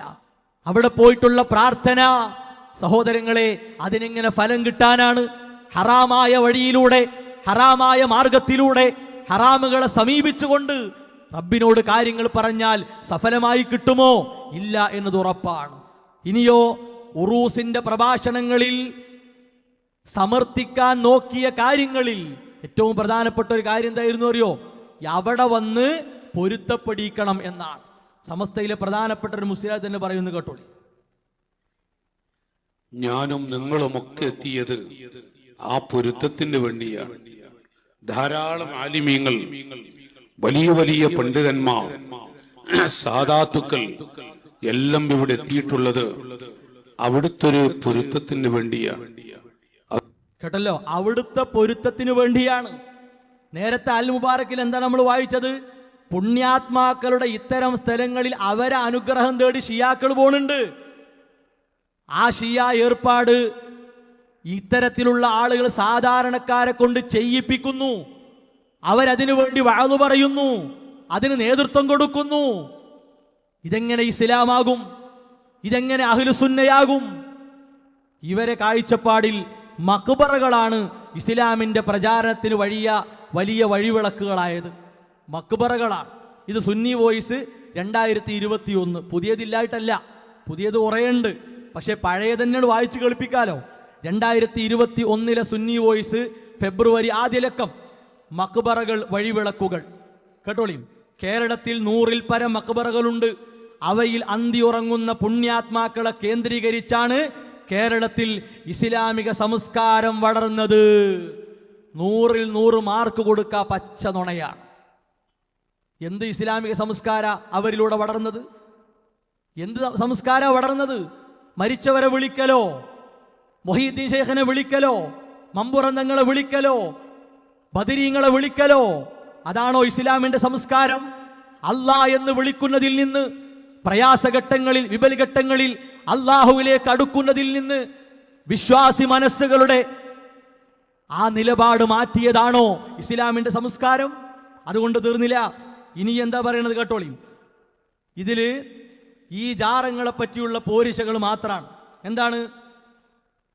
ലൗകിക ബന്ധങ്ങളെല്ലാം വിച്ഛേദിച്ച് ഹൃദയത്തെ സ്ഫുടം ചെയ്ത് അതീന്ദ്രജ്ഞാനം നേടിയ മഹാത്മാക്കളാണ് വലിയുമാർ. അവർ വലിയ ജ്ഞാനമൊക്കെ നേടി അവസാനം പല പദവികളിലേക്ക് എത്തി, അല്ലാഹ് എന്നൊക്കെ പറയുന്ന പദവിയിലേക്ക് എത്തും. അങ്ങനെയുള്ള ആളുകളാണ് ഇവരെ വലിയുമാർ. ഇനിയോ, വിശ്വാസികൾക്ക് ആത്മീയ പ്രകാശം ചൊരിഞ്ഞുകൊണ്ടിരിക്കുന്ന വഴിവിളക്കുകളാണ് മക്ബറകൾ. ഇസ്ലാമിൻ്റെ വളർച്ചയുടെ നാളുവഴികൾ ഓർമ്മപ്പെടുത്തുന്ന ചരിത്രമുദ്രകൾ കൂടിയാണ് അവ. ഇസ്ലാമിനെ ഈ ജാറങ്ങളിലൂടെ, മക്ബറകളിലൂടെയാണ് നമ്മൾ വായിക്കേണ്ടതും മനസ്സിലാക്കേണ്ടതും. അതിലൂടെയാണ് ഇസ്ലാം വളർന്നത്, സംശയമൊന്നുമില്ല. പക്ഷെ ഇസ്ലാമല്ല വളർന്നത്. എന്താ വളർന്നത്? ഈ വ്യതിയാനം, അനാചാരമായിട്ടുള്ള ഷിയായിസവും സൂഫിസവുമാണ് വളർന്നത്. അത് പല നാടിലേക്കും വളർന്നു, അതിൽ സംശയമൊന്നുമില്ല. അഹ്ലുസുന്ന അതിനെ പ്രതികരിച്ചുകൊണ്ടേയിരുന്നു, പ്രമാണങ്ങൾ കൊണ്ട് പ്രതിരോധം തീർത്തുകൊണ്ടേയിരുന്നു. ഇനി തീർന്നില്ല. കഴിഞ്ഞ മാസത്തിൽ, വളരെ അടുത്താണല്ലോ, സമസ്തയിലെ മറ്റൊരു പ്രധാന മുസ്ലിയാർ മരിച്ചത്. മാണിയൂർ മുസ്ലിയാർ മരിച്ചു. മാണിയൂർ മുസ്ലിയാർ മരിച്ചപ്പോൾ ചർച്ച ഉണ്ടായി. ജാറം കാഞ്ഞങ്ങാട് വേണോ അതോ മാണിയൂർ വേണോ? കാഞ്ഞങ്ങാട്ടേൽ അങ്ങോട്ട് വേണമെന്ന് പറഞ്ഞു. പക്ഷേ അസർ ബാങ്ക് കൊടുക്കുന്ന സമയത്ത് എന്നെ മറവ് ചെയ്യണമെന്നോ അങ്ങനെ എന്തൊരു വസിയത്തുണ്ട് അത്രേ. അപ്പം കാഞ്ഞങ്ങാട്ടേക്ക് വണ്ടി വിട്ടാൽ അവിടെ എത്തൂല. അപ്പം അവസാനം തീരുമാനിച്ചു, മാണിയൂർ വീടിൻ്റെ അടുത്ത് തന്നെ അത് റെഡിയാക്കാം. ആ മാണിയൂർ മക്ബറ, മാണിയൂർ ജാറം കിളക്കുന്നതൊക്കെ സോഷ്യൽ മീഡിയയിൽ വന്നിരുന്നു, കണ്ടില്ലേ? കിളച്ച് റെഡിയാക്കി, കല്ലൊക്കെ റെഡിയാക്കി വെച്ചിരുന്നു. അത് കൃത്യമായ ജാറായി. അതുകൂടി നമ്മളൊന്ന് കാണുക.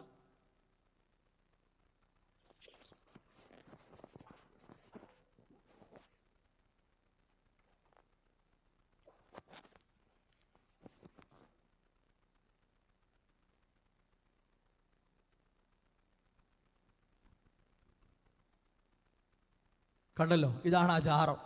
അവിടെ ജാറം പൊങ്ങിയ ദിവസം മുതൽ തന്നെ പല മുസ്ലിയാക്കന്മാർ വരാൻ തുടങ്ങി, ആത്മീയ സദസ്സുകൾ തുടങ്ങി, പേരോട് മുസ്ലിയാരടക്കം അവിടെത്തി. അങ്ങനെ വന്നു. ഇനി അതിൻ്റെ ഉറൂസും കാര്യങ്ങളൊക്കെ വരും. അപ്പം ഈ ജാറവും വിളംബരം ചെയ്യണം. ഈ ജാറവും വിളംബരം ചെയ്തു. അദ്ദേഹം വഫാത്തായതിൻ്റെ അടുത്ത ദിവസം സുപ്രഭാതത്തിലും ചന്ദ്രികയിലുമൊക്കെ പോരിശകൾ, പ്രകീർത്തനങ്ങൾ നിറഞ്ഞൊഴുകുകയായിരുന്നു. അയാളെ ജീവിത കാലഘട്ടത്തിലുണ്ടായ കറാമത്തുകൾ ഒരു തുള്ളി വെള്ളത്തിൽ ഊതിക്കൊടുത്താൽ തീരുമാനാകാത്ത ഒരു വിഷയമല്ല. ഊതണ്ട പണികളൊക്കെ തീരുമാനാകും. അങ്ങനെയിരുന്നു. അതങ്ങനെ ഒഴുകുകയാണ്.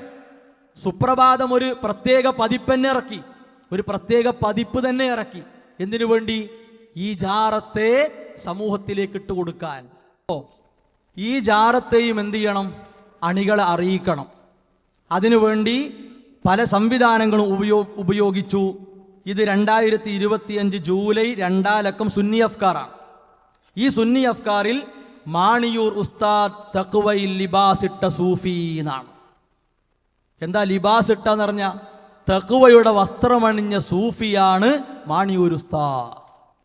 അപ്പം എന്തായി? ആള് നല്ല മുന്തിയ പദവിയിലേക്ക് ഉയർത്തപ്പെട്ട ഒരു മഹാനാണ്. ഇനി നമ്മളൊന്നും ആലോചിക്കണ്ട, ഇനി അവിടേക്ക് ഒഴുകട്ടെ എന്നാണ്. അപ്പം ഇതിലുള്ളത് എന്താ അറിയോ? ഈ മഖ്ബറയിൽ വന്നാൽ സാധ്യമാകാൻ പോകുന്ന കാര്യങ്ങൾ എന്തൊക്കെയെന്നാണ്. അദ്ദേഹത്തിൻ്റെ പിതാവുള്ള കാലത്തെ ഉള്ള അനുഭവം പറയാണ്. അങ്ങനെ ഒരു ദിവസം ആളുകളുടെ തിരക്ക് കാരണം സഹിക്കാൻ കഴിയാതെ വന്നപ്പോൾ ആളുകൾ ഇങ്ങനെ ശമനം തേടി പ്രശ്നങ്ങൾ മാറിക്കിട്ടാൻ വേണ്ടി നീണ്ട വരിയാണ്. മാണിയൂർ ഉസ്താദിനെയും പിതാവിൻ്റെ ശിഷ്യന്മാരിൽ ഒരാളായ നൂനേരിക്കാരനെയും വിളിച്ച് പാത്രത്തിൽ കുറച്ച് വെള്ളം കൊണ്ടുവരാൻ പറഞ്ഞു. അത് മന്ത്രിച്ച ശേഷം കിണറ്റിലേക്ക് ഒഴിക്കാൻ പറഞ്ഞു. ആൾക്കാരോട് അതിൽ നിന്ന് കോരിയെടുക്കാൻ പറഞ്ഞു. അങ്ങനെ വൈകുന്നേരമാകുമ്പോഴേക്കും ആ കിണറ് പറ്റി. അപ്പം ആ കിണറ്റിലെ വെള്ളം വറ്റിക്കാതിരിക്കാനുള്ള കറാമത്തില്ല. അങ്ങനെയുള്ള വേണ്ടത്. കിണറ് പറ്റിയാൽ പിന്നെ കൊടുത്ത കഴിവ് പൊളിഞ്ഞല്ലോ. കാരണം ഔലിയാക്കൾക്ക് എന്തിനും ഏതിനും അല്ല കഴിവ് കൊടുത്തു എന്നാണ് ഈ അന്ധവിശ്വാസങ്ങളൊക്കെ മർമ്മതാണ്. അപ്പൊ കിണറ് വറ്റാൻ പാടില്ല. കഥയിൽ ചോദ്യമല്ല, അതാണ് പ്രശ്നം. ചോദിക്കാൻ പാടില്ല. കിണറ് വറ്റി. ഇത് വായിച്ചു കേൾക്കുന്ന ഒരാൾ എന്ത് മനസ്സിലാക്കും? അവിടുത്തെ വെള്ളം കുടിച്ചാൽ കാര്യങ്ങൾ തീരുമാനമായി കിട്ടും. ഇനി മാണിയൂർ ഉസ്താദോ? ആയിരങ്ങൾക്ക് ആശ്രയമായിരുന്നു ഉസ്താദ്. ആശ്വാസ വചനങ്ങൾ, ഉപദേശങ്ങൾ, സാന്ത്വനം എല്ലാം ആഗ്രഹിച്ച് ജനങ്ങൾ അദ്ദേഹത്തെ തേടിയെത്തി. അദ്ദേഹം മന്ത്രിച്ച വെള്ളത്തിന് വലിയ ഫലമായിരുന്നു. അത് തേടി മതജാതി ഭേദമന്യേ ജനങ്ങൾ ഒഴുകിയെത്തി. ഇനി രക്ഷയില്ലെന്ന് പറഞ്ഞ് വിദഗ്ധ ഡോക്ടർമാർ തിരിച്ചയച്ച രോഗികൾ പൂർണ്ണാരോഗ്യത്തോടെ ഉസ്താദിൻ്റെ ഒരൊറ്റ മന്ത്രത്തിലൂടെ, മന്ത്രിച്ചൂതിയ വെള്ളത്തിലൂടെ ഇന്നും ഓടിച്ചാടി നടക്കുന്നത് പതിവ് കാഴ്ചയാണ്. പെട്ടെന്ന് മേജർ ഓപ്പറേഷൻ ചെയ്തില്ലെങ്കിൽ കാര്യം പോക്കാണെന്ന് പറഞ്ഞവരെത്ര പേരാണ് ഓപ്പറേഷൻ ഒന്നുമില്ലാതെ സുഖസുന്ദര ജീവിതം നയിക്കുന്നത്? എന്താ സഹോദരങ്ങൾ ഇതിനൊക്കെ പറയാ? പമ്പര വിഡ്ഢിത്തമെന്ന് അല്ലാതെ വേറെന്താണ്? ഇസ്ലാം പറയാത്ത, ഇസ്ലാം പഠിപ്പിക്കാത്ത ഒരാശയത്തിലേക്ക് ചേക്കേറുമ്പോൾ അതിനെ സ്ഥാപിക്കാൻ, അതിനെ നിലനിർത്താൻ ഈ നിലക്കുള്ള പല കഥകളും അതുപോലെ തന്നെ പല തട്ടിപ്പുകളും പറയേണ്ടി വരും. ഇസ്ലാമിൻ്റെ അധ്യാപനം എന്തിനാണ് ഇത്തരം ആളുകൾ ഒളിപ്പിച്ചു വെക്കുന്നത്? റസൂലുള്ളാഹി സ്വല്ലല്ലാഹു അലൈഹി വസല്ലമ ഈ നിലക്ക് കാര്യങ്ങൾ ഇസ്ലാമിലുണ്ടെങ്കിൽ മഹാനായ അബൂബക്കർ റളിയല്ലാഹു അൻഹുവിലൂടെ, ഉമർ റളിയല്ലാഹു അൻഹുവിലൂടെ എത്രയെത്ര സ്വഹാബികളാണ്, അവരിലൂടെ ഈ കാര്യങ്ങൾ നമുക്ക് പതിവാക്കി തരുമായിരുന്നു. അങ്ങനെ ഉണ്ടായിട്ടില്ല. പ്രയാസങ്ങൾ, വേദനകൾ, സങ്കടങ്ങൾ, അതുപോലെ തന്നെ പരിഭവങ്ങൾ, പരീക്ഷണങ്ങൾ ഇതൊക്കെ ഉണ്ടാകുമ്പോൾ എന്തിനാണ് വഹയിലൂടെ പ്രാർത്ഥനകൾ പഠിപ്പിക്കപ്പെട്ടത്? ആ പ്രാർത്ഥനകൾക്ക് എന്ത് വിലയാണ് ഇവർ കൊടുക്കുന്നത്? ആ പ്രാർത്ഥനകൾ മാന്യമായി, മര്യാദയായി സമൂഹത്തെ പഠിപ്പിച്ചിരുന്നുവെങ്കിൽ അതല്ലേ സഹോദരങ്ങളെ ഏറ്റവും വലിയ വിജയം, ഏറ്റവും വലിയ ആശ്വാസം? ജാറങ്ങളുമായി, മഖബറകളുമായി റസൂലുള്ളാഹി സ്വല്ലല്ലാഹു അലൈഹി വസല്ലമ നഹാ, അത് വിരോധിച്ചു, വിലക്കി എന്നാണ്. എത്ര ഹദീസുകളാണ് ആ വിഷയത്തിലുള്ളത്? ഇമാം അൽ ബുഖാരി റഹിമഹുല്ലയുടെ നിലപാട് ഇവർക്കുണ്ടോ? ഇമാം മുസ്ലിം റഹിമഹുല്ലയുടെ നിലപാട് ഇവർക്കുണ്ടോ? 4 മദ്ഹബിന്റെ ഇമാമുകൾ ഐക്യകണ്ഠേന പറഞ്ഞ കാര്യമാണ് ഹറാം, ജാറങ്ങൾ കെട്ടിപ്പൊക്കൽ ഹറാം. ഷാഫിഈ മദ്ഹബ് പോലും അതങ്ങനെ തന്നെ പറഞ്ഞു. ഇമാം നവവി റഹിമഹുല്ല രേഖപ്പെടുത്തി വെച്ചു, ഇമാം ഷാഫിഈ റഹിമഹുല്ലയുടെ അൽ-ഉമ്മിൽ ഉയർത്തപ്പെട്ട ജാറങ്ങൾ തകർത്ത് കളയുന്നത് അദ്ദേഹം കണ്ടിരുന്നു, ഫുഖഹാക്കൾ തടഞ്ഞിരുന്നില്ല എന്നല്ലേ ഇമാം ഷാഫിഈ റഹിമഹുല്ല വരെ പറഞ്ഞത്. മഹാനായ അലി റളിയല്ലാഹു അൻഹു പറഞ്ഞു, അബുൽ ഹയ്യാജ് അൽ അസദി എന്ന താബിഈയെ വിളിച്ചുകൊണ്ട് അലി റളിയല്ലാഹു അൻഹു പറഞ്ഞു, അലാ അറിയുക, ഞാനിതാ നിന്നെ നിയോഗിക്കുന്നു, അലാ മാ ബഅസനി റസൂലുള്ളാഹി സ്വല്ലല്ലാഹു അലൈഹി വസല്ലമ, നബി സല്ലല്ലാഹു അലൈഹി വസല്ലമ എന്നെ നിയോഗിച്ച ഒരു കാര്യത്തിന് ഞാനിതാ അബുൽ ഹയ്യാജെ നിങ്ങളെ നിയോഗിക്കുകയാണ്. അമറനി അല്ലാ അദഅ ഖബറൻ മുശ്രിഫൻ ഇല്ലാ സവൈതുഹു വലാ തിംസാലൻ ഇല്ലാ തമസ്തുഹു എന്നാണ്. ഉയർത്തപ്പെട്ട ഖബറുകൾ അത് നിരപ്പാക്കാതെ, അത് ഇല്ലാതെയാക്കാതെ വിടരുത്, ഒഴിവാക്കരുത് എന്ന് റസൂലുള്ളാഹി സ്വല്ലല്ലാഹു അലൈഹി വസല്ലമ എന്നെ കൽപ്പിച്ചു. ന്യായീകരിച്ചല്ലാതെ ഈ ഹദീസിനെ ഒഴിവാക്കാൻ പറ്റൂല. അപ്പൊ എന്താ പറയാരോ, അതൊക്കെ സ്വാലിഹീങ്ങളെ ഖബറിനെ കുറിച്ചല്ല. ശരി, അലി റളിയല്ലാഹു അൻഹുവിന് അറിയില്ലേ ആരാണ് സ്വാലിഹീങ്ങൾ എന്നത്? അബുൽ ഹയ്യാജ് അൽ അസ്ദി റളിയല്ലാഹു അൻഹു അറിയില്ലേ? അത് നബി സല്ലല്ലാഹു അലൈഹി വസല്ലമക്ക് അറിയില്ലേ? എന്താ സഹോദരങ്ങളെ തെറ്റിനെ ന്യായീകരിക്കാൻ വേണ്ടി പറയുന്നത്? നബി സല്ലല്ലാഹു അലൈഹി വസല്ലമ തന്റെ രോഗം മൂർച്ഛിച്ച അവസാന സന്ദർഭങ്ങളിൽ പോലും നമ്മുടെ ഉമ്മ ആയിഷ റളിയല്ലാഹു അൻഹ പഠിപ്പിക്കുന്നു, ലഅനല്ലാഹുൽ യഹൂദ വന്നസ്വാറാ, ജൂത ക്രൈസ്തവരെ അല്ലാഹു ശപിച്ചിരിക്കുന്നു. ഇത്തഖദൂ ഖുബൂറ അംബിയാഹിം മസാജിദ, അവരുടെ അംബിയാക്കളുടെ ഖബറുകളെ സുജൂദിനുള്ള സ്ഥലങ്ങളായി അവർ എടുത്തിരിക്കുന്നു. യുഹദ്ദിറു മാ ഫഅലു, അവർ പ്രവർത്തിച്ച കാര്യങ്ങളെ തൊട്ട് നമുക്ക് താക്കീത്, മുന്നറിയിപ്പ് തന്നിരിക്കുന്നു. ഇതില്ലായിരുന്നുവെങ്കിൽ റസൂലുള്ളാഹി സ്വല്ലല്ലാഹു അലൈഹി വസല്ലമയുടെ ഖബർ അത് പുറത്ത് കാണുമായിരുന്നു. അങ്ങനെ ഉണ്ടായിട്ടില്ല. അപ്പൊ ഈ ഹദീസുകൾക്ക് പറയും, ആ സുജൂദല്ലേ, ഞങ്ങൾ ആരും ഖബറിങ്ങ പോയിട്ട് ആരെങ്കിലും നിങ്ങൾ കാണിച്ചു തരും എവിടെ സുജൂദ്? എത്ര ജാറങ്ങൾക്ക് മുമ്പിൽ, കേരളത്തിൽ പോലും പല ജാറങ്ങൾക്ക് മുമ്പിലും സാധാരണക്കാൾ സാഷ്ടാംഗം ചെയ്യുന്നില്ലേ? അപ്പൊ പറയും അത് ഞങ്ങളെ ജാറല്ല, അത് ഞങ്ങളെ ത്വരീഖത്തല്ല. എളുപ്പമുണ്ടല്ലോ.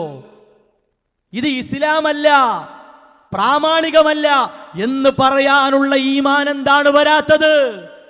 അതാണ് ഷിയായിസത്തിലാണ്, സൂഫിസത്തിലാണ്, സിറാത്തുൽ മുസ്തഖീമിലല്ല, അഹ്ലുസുന്നയുടെ മാർഗത്തിലല്ല. അള്ളാഹുവിന്റെ മുമ്പിൽ ചെയ്യേണ്ടതൊക്കെ അവിടെ പോയി ചെയ്യല്ലേ, അവിടെ പോയി കരഞ്ഞ് കണ്ണീരൊഴുക്കല്ലേ, കൈകൾ ഉയർത്തല്ലേ, മനസ്സ് പൊട്ടി പറയല്ലേ. നീ എന്തിനാ പോണത്?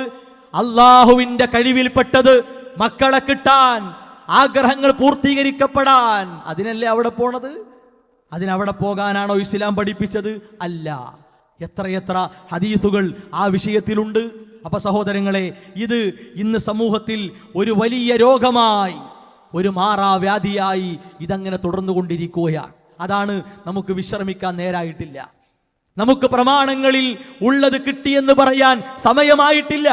എൻ്റെ അധ്വാനം, എൻ്റെ പ്രവർത്തനം നിർത്തിവെക്കാനായി ഇനി ആരെങ്കിലുമൊക്കെ ചെയ്യട്ടെ എന്ന് പറയാൻ നമുക്ക് നേരായിട്ടില്ല.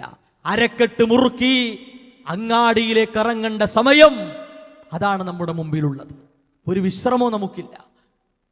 ഇതിനെതിരെയുള്ള പടപൊരുതൽ വളരെ അനിവാര്യമാണ്. ഇനിയോ ഇത്തരം ജാറങ്ങളിൽ പോയിട്ട് എന്താണ് നടക്കുന്നത് എന്നും വളരെ പ്രധാനപ്പെട്ട മുസ്ലിയാക്കന്മാർ സമൂഹത്തോട് പറയാം. എന്താ, മരിച്ചു എന്നൊക്കെ ഉറപ്പായ ആളുകൾ വരെ ജീവിപ്പിക്കണ ജാറങ്ങളാത്രേ.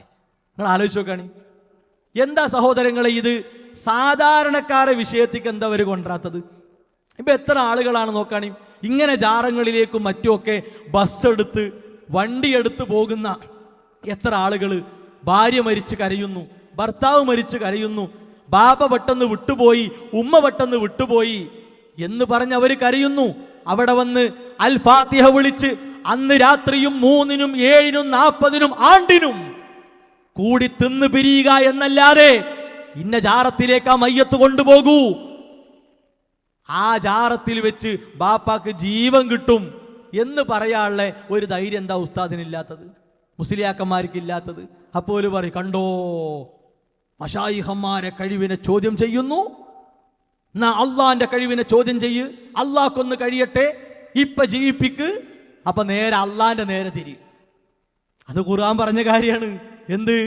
അത്തരം ആരാധ്യന്മാരെ ചീത്ത വിളിച്ചാൽ, ചോദ്യം ചെയ്താൽ, അപ്പൊ അവർ അള്ളാന്റെ നേരെ തിരിയും. നമ്മൾ എന്തിനാ ചോദിക്കണത്? തിരിയാൻ വേണ്ടി ചോദിക്കണത്. അപ്പൊ നേരെ എന്നാ അള്ളാന് ചെയ്യട്ടെ, വിളിക്കാൻ അള്ളാനൊന്ന് വിളിക്ക്. അങ്ങനെ വരെ യാതൊരു മടിയുമില്ലാതെ ജനമധ്യത്തിൽ ജനങ്ങൾക്ക് മുമ്പിൽ പറയുന്ന മുസ്ലിയാക്കന്മാർ ഇന്നുണ്ട്.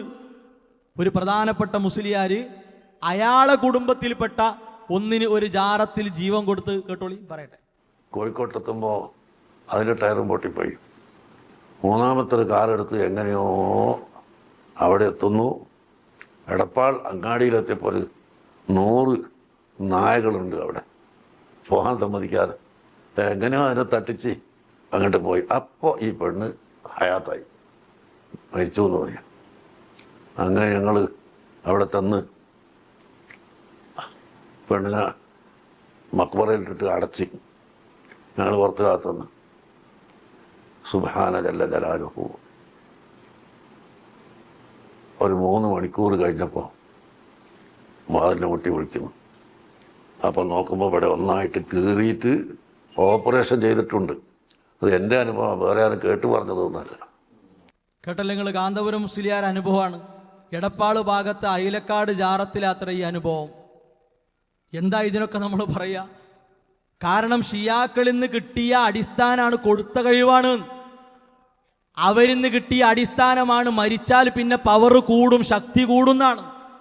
ഈ പുസ്തകം കാന്തപുരം മുസ്ലിയാർ തന്നെ അവതാരിക എഴുതി കൊടുത്ത പുസ്തകമാണ്. അദ്ദേഹത്തിൻ്റെ സ്ഥാപനത്തിൽ പഠിച്ച് അവിടെ ജോലി ചെയ്തിരുന്ന ഒരു സഖാഫിയാണ് ഈ പുസ്തകം എഴുതിയത്.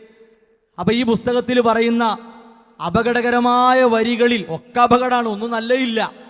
അതിൽ നോക്കൂ നിങ്ങൾ, CM മടവൂർ പറയാത്രേ, വൽ ഗൗസു സുൽത്താൻ കുതുബുൽ ആലം അൽ മദവൂരി അല്ലദീ സറഹഹു നഫ്സുഹു. മൂപ്പര് സ്വയം പറഞ്ഞു, ബിഅന്നഹു മാ അഅതല്ലാഹു തആല മഖാമഹുൽ ആലി അഹദൻ മുൻദു 100 സന മാദിയ. കഴിഞ്ഞ 100 കൊല്ലമായിട്ട് എനിക്ക് തന്ന ഒരു മഖാം അല്ലാഹർക്കും കൊടുത്തിട്ടില്ല. അപ്പൊ എന്താ മഖാം അറിയോ? ഞാൻ തന്നെയാണ് അല്ലാഹ്. അന മുദബ്ബിറുൽ ആലം, ഞാനാണ് ലോകത്തിന്റെ മുദബ്ബിർ എന്ന് പറയാനുള്ള പവർ അല്ലാഹ് ഇയാൾക്ക് കൊടുത്തു. ഇയാൾ തന്നെ പറയാ. അപ്പൊ ഇതിലൊരു ബൈത്തുണ്ട്. എന്താ അറിയോ? പാമ്പ് കടിയേറ്റ് ഡോക്ടർമാര് മരിച്ചൂന്ന് വിധി പറഞ്ഞു. മരിച്ചു, പക്ഷേ വിട്ടില്ല. CM മടവൂര് ജീവിപ്പിച്ചു എന്നാണ്. അഹിയൈത മൈതൻ ബിൽ കറാമത്തി മുഅലിന നർജു ഹയാത്തൽ ഖൽബി ഖുതുബൽ ആലമീ. മരിച്ചതിനെ നിങ്ങളെ കറാമത്ത് കൊണ്ട് ഖുതുബുൽ ആലമേ നിങ്ങൾ ജീവിപ്പിച്ചല്ലോ. കണ്ടോ? അപ്പോ ഇങ്ങനത്തെ അനുഭവങ്ങൾ പറയാൻ അർഹതയുള്ള ആൾ തന്നെയാണ്. കാരണം ഈ CM മടവൂരിൻ്റെ വലിയ ആശീർവാദം കിട്ടിയ ആളാണ് ആര്? കാന്തപുരം മുസ്ലിയാർ. അപ്പം ഇനി അയാളെ വഫാത്തിന് ശേഷം മൂപ്പരെ പറ്റി അങ്ങനെ പറയണമെങ്കിൽ എന്ത് വേണം?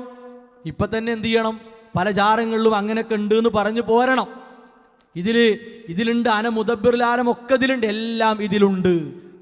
തിരുത്തപ്പെടാതെ പിൻവലിക്കപ്പെടാതെ ന്യായീകരിച്ചു പോകുകയാണ്. ഇത് എല്ലാ വീടുകളിലും എല്ലാ സദസ്സുകളിലും വായിക്കാൻ അർഹതപ്പെട്ട കിതാബാണ് എന്ന് കാന്തപുരം മുസ്ലിയാർ അവതാരിക കൊടുത്തത്. അപ്പൊ ഇങ്ങനെ ജനങ്ങളെ ഈ അന്ധവിശ്വാസങ്ങളിലേക്ക് വലിച്ചു കൊണ്ടുപോകുന്ന പണിയിലാണ് ഇവരൊക്കെ ഇപ്പോഴും ഏർപ്പെട്ടിരിക്കുന്നത്. ഇനി തീർന്നില്ല. ഇപ്പൊ ഈ മാസം തകൃതിയായി നടത്തപ്പെട്ടൊരു ഉറൂസ് ഉണ്ട്. പല ഉറൂസുകളിലും പെട്ട ഒന്നാണ് തൃപ്പനച്ചി മുഹമ്മദ് മുസ്ലിയാരെ ഉറൂസ്. അവിടുത്തെ വെള്ളത്തിന് പോരിശയാണ്, അവിടുത്തെ കൊടിമരത്തിന് പോരിശയാണ്, അവിടുത്തെ മണ്ണെന്നെ അതിന് തുല്യമായ മണ്ണ് ലോകത്തിന് എവിടെ ഉണ്ടാവില്ല. അമ്മാതിരി മണ്ണാണ്. അപ്പോ ഒരു ആത്മീയ ചൂഷണ തട്ടിപ്പ് വിദ്വാനുണ്ട്, അങ്ങനെ തന്നെ പറയാണ്. നേരം വെളുത്ത് വൈകുന്നേരമാകുമ്പോഴേക്ക് സോഷ്യൽ മീഡിയകളിലൂടെ മതത്തിന്റെ പേരിൽ ജനങ്ങളെ തട്ടിപ്പ് നടത്തി ചൂഷണം ചെയ്ത് അന്ധവിശ്വാസങ്ങളിൽ തളച്ചിടുന്നവരെ കൂട്ടത്തിൽപ്പെട്ട ഒരാൾ. മൂപ്പര് ഇപ്പൊ കഴിഞ്ഞ ഉറൂസിൽ, ഇപ്പൊ ഈ കഴിഞ്ഞ മണം മാറാത്ത ഉറൂസ് ഉണ്ട്, ആ ഉറൂസിൽ മൂപ്പര് ഭയങ്കര പോരിശില് പറയാണ്. നിങ്ങൾ കേട്ടോളി.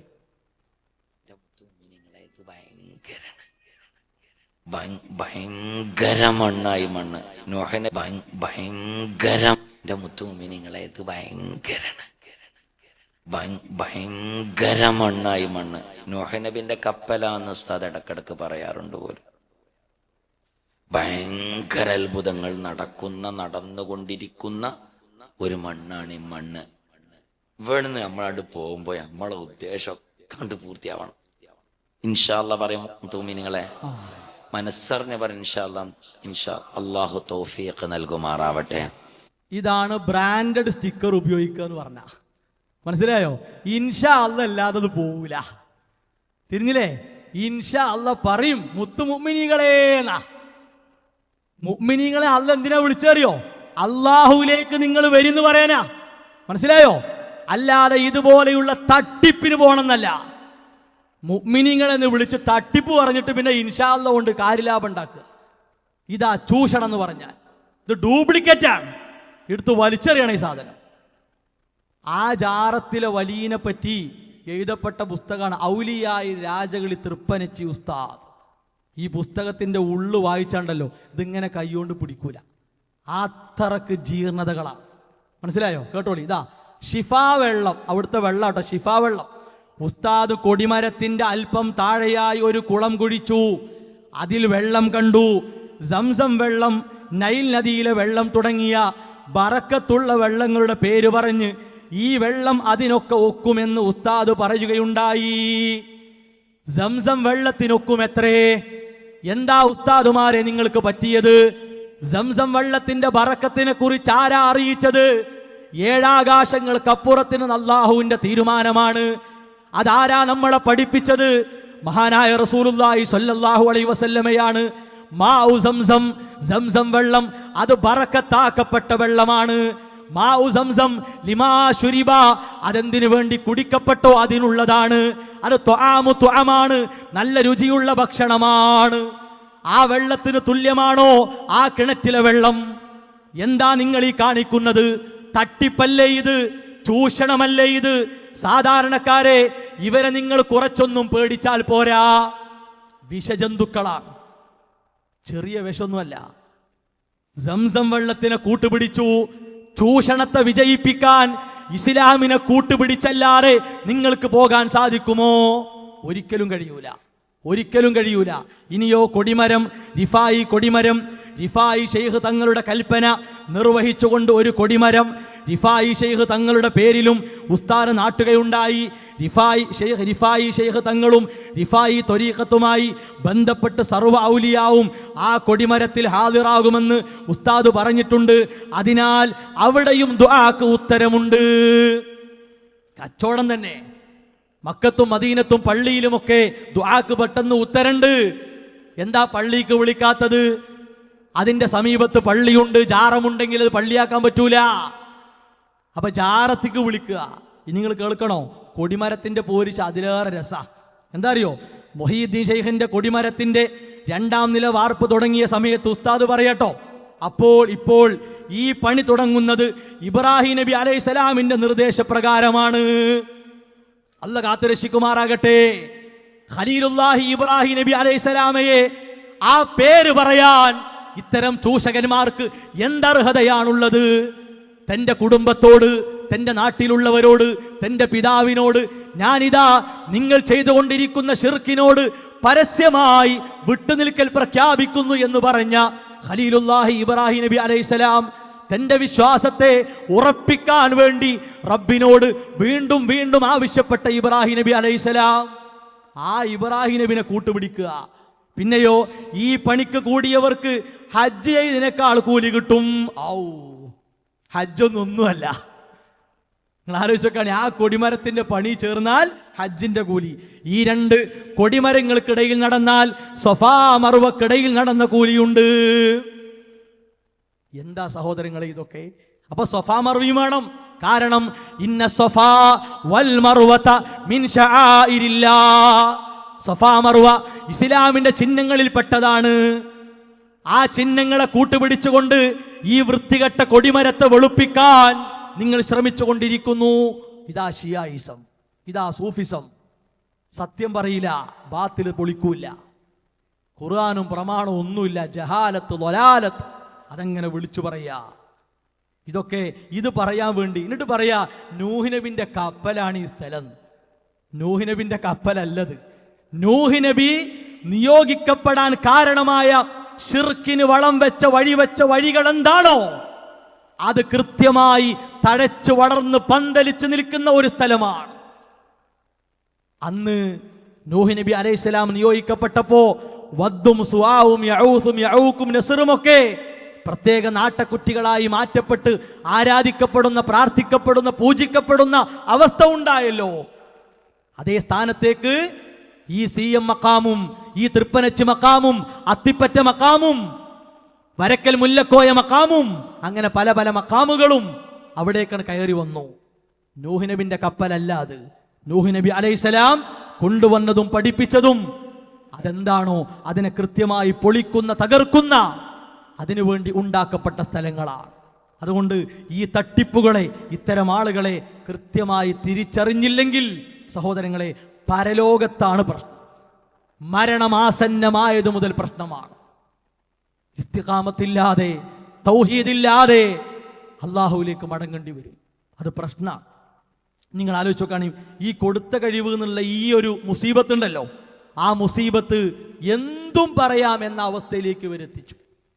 അങ്ങനെ പറഞ്ഞ് പറഞ്ഞ് അള്ളാന്റെ സ്വഭാവങ്ങൾ അവൻ്റെ ഔലിയാക്കളും കൊടുക്കും. അത് പറയണെന്തിനറിയോ? അള്ളാന്റെ സ്വഭാവങ്ങൾ കൊടുക്കുക എന്ന് പറഞ്ഞാൽ എന്താ? അള്ളാഹുവിൻ്റെ മാത്രമായിട്ടുള്ള കഴിവുകൾ, അവൻ്റെ വിശേഷണങ്ങൾ, ആ വിശേഷണങ്ങൾ അള്ളാഹുവിൻ്റെ ഔലിയാക്കൾക്ക് കൊടുക്കും. എന്നിട്ട് കോഴിക്കോട് ജില്ലയിലെ അപ്പവാണിഭ ജാറത്തെ ന്യായീകരിക്കുക ഒരു മുസ്ലിയാർ. കേട്ടോളി. അള്ളാന്റെ സ്വഭാവം അള്ളാന്റെ ഔലിയാക്കന്മാർക്ക് ഉണ്ടാവും. ഉദാഹരണം അജ്മീർ ഖാജ തങ്ങളുടെ 3ാമത്തെ ഖലീഫയാണ് കോഴിക്കോട് അപ്പാണിയ പള്ളിയിൽ കിടക്കുന്ന മഹാനായ വലി ശംസുദ്ദീൻ മുഹമ്മദ് ബിൻ അലാവുദ്ദീൻ ലിംസി തങ്ങൾ. ആ മഹാന്റെ അടുത്ത് പഴയകാലത്ത് അടിയന്തരാവസ്ഥക്കാലത്ത് വ്യഭിചാരി പെണ്ണുങ്ങളൊക്കെ കേസെടുക്കും പോലീസുകാർ. രാത്രി അരിഞ്ഞു തിരിഞ്ഞ് നടക്കുന്ന കുട്ടി പെണ്ണുങ്ങളൊക്കെ പിടിച്ചിട്ട് ജയിലിലോ. അപ്പൊ ഈ ഫാജിരികളായ പെണ്ണുങ്ങള് കേസിൽ വിധി അനുകൂലമാകാൻ വേണ്ടി ചന്ദനത്തിരി കൊണ്ടുപോയി മക്കാമ് കൊടുക്കും. വല്ലാക്കൊക്കെ ഇത് കണ്ടപ്പോൾ വല്ലാതെ ദേഷ്യം പിടിച്ചു. ഈ മക്കാമിന് അല്ലെങ്കിൽ തന്നെ മുത്തദീങ്ങൾ ആക്ഷേപിക്കാം ശേഖന്റെ പള്ളിനെ. ഈ ജാതി വൃത്തികെട്ട ഫാജിരികളായ തമ്മാടിച്ചി പെണ്ണുങ്ങള് ഇവിടെ നാളെ അടുത്ത വെള്ളിയാഴ്ച അധികം കേസെടുക്കാം. വെള്ളിയാഴ്ച ഇനി ഇവിടെ ചന്ദനത്തിരി ആയിട്ട് വരികയാണെങ്കിൽ ഞാനത് തടയും. ആരും മല്ലാക്ക നിയത്തി. അന്ന് രാത്രി മല്ലാക്ക ഉറക്കത്തിൽ കാണാരെ അബുൽ വഫാ ശംസുദ്ദീൻ മുഹമ്മദ് ബിൻ അലാവുദ്ദീൻ ലിംസി തങ്ങളെ അല്ല റഹ്മാനാന്ന് ഓർത്തിട്ടോ. അർത്ഥം മനസ്സിലായില്ലേ? മാർച്ചികൾക്കും റിസ്ക് അല്ല നൽകുന്നത്, സ്വാലികൾക്കും മുഅ്മിനീങ്ങൾക്കും റിസ്ക് നൽകുന്നത് അള്ളാഹുവാണ്. അവിടെ റഹ്മാനാണ് അള്ളാഹ്. അതുകൊണ്ട് ഇനി മേലാൽ ഇവിടെ വരുന്ന ഇന്ന സിയാറത്ത് ചെയ്യാൻ വരുന്നതിലൊന്നും തടയണ്ട കേട്ടോ. നിങ്ങൾ മനസ്സിലാക്കണം, അള്ളാഹിന്റെ സ്വഭാവമാണ് അള്ളാഹുവിന്റെ മെഹബൂബികളായ ഔലിയാക്കന്മാർ. ഒരു വാക്കൂടി പറഞ്ഞാൽ മതി, മൂപ്പരന്നെ അള്ളാഹ് എന്നാ തീരുമാനമായിരുന്നു. എന്തിനാണ് ഇപ്പൊ ഈ കഥ ഇവിടെ പറഞ്ഞത്? മൂപ്പര് തിരിഞ്ഞോ? മനസ്സിലായില്ലേ? അഥവാ അള്ളാഹ് റഹ്മാനാട്ടോ, അപ്പൊ കളിച്ചാൻ നിൽക്കണ്ട. ഈ ജാറത്തിക്ക് ആര് വന്നാലും ഓല ഞാനും നന്നാക്കും, എനിക്കും ആ റഹ്മാൻ ആകാനുള്ള യോഗ്യത അള്ളാഹ് തന്നിക്കണു. മനസ്സിലായോ? അതിനാ ഈ കഥ ഇങ്ങനെ പരത്തി കൊടുന്നത് മൂപ്പര്. അള്ളാന്റെ സ്വഭാവങ്ങൾ അതെങ്ങനെ അല്ല കൊടുക്കുക? എന്താ സഹോദരങ്ങളെ, ഇസ്ലാമിന്റെ വിശ്വാസത്തിന്റെ മർമ്മം തിരിയാത്തവർ എന്തുകൊണ്ട് തിരിഞ്ഞില്ല? ഈ ഷിയാക്കളും സൂഫികളും എഴുതിയതായ വാറോലകൾ, പാളക്കിതാബുകൾ അതൊക്കെ അറബിയിലല്ലേ എന്ന് കരുതി നീട്ടിപ്പരത്തി വായിച്ചു. അപ്പോ അന്ധവിശ്വാസങ്ങൾ തലയിലേക്ക് അടിച്ചു കയറി. അള്ളാഹുവിന്റെ നാമങ്ങളും സവിശേഷമായ വിശേഷണങ്ങളും അതിനോട് കൃത്യമായ നിലപാടുണ്ട്. ആ നിലപാടുകളിൽ വെള്ളം ചേർക്കാനോ വീഴ്ച വരുത്താനോ പാടില്ല. അള്ളാന്റെ സ്വഭാവം കൊടുക്കൂല, അതാർക്കും അല്ല കൊടുക്കൂല.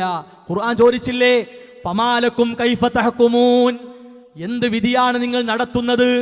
എവിടെയാണ് ഖുർആൻ ഈ ചോദിച്ചത്? അള്ളാഹുവിന് പുറമെയുള്ളവർ സത്യത്തിലേക്ക് നിങ്ങളെ വഴി നടത്തുമോ അതൊന്ന് കാണിക്കൂ നിങ്ങൾ എന്ന് പഠിപ്പിച്ച് ഖുർആൻ ചോദിക്കുകയാണ്. നിങ്ങൾ എന്ത് വിധിയാണ് ഈ നടത്തുന്നത്? നിങ്ങളെ വിചാരങ്ങളെ മാത്രമാണ് നിങ്ങൾ പിൻപറ്റുന്നത്.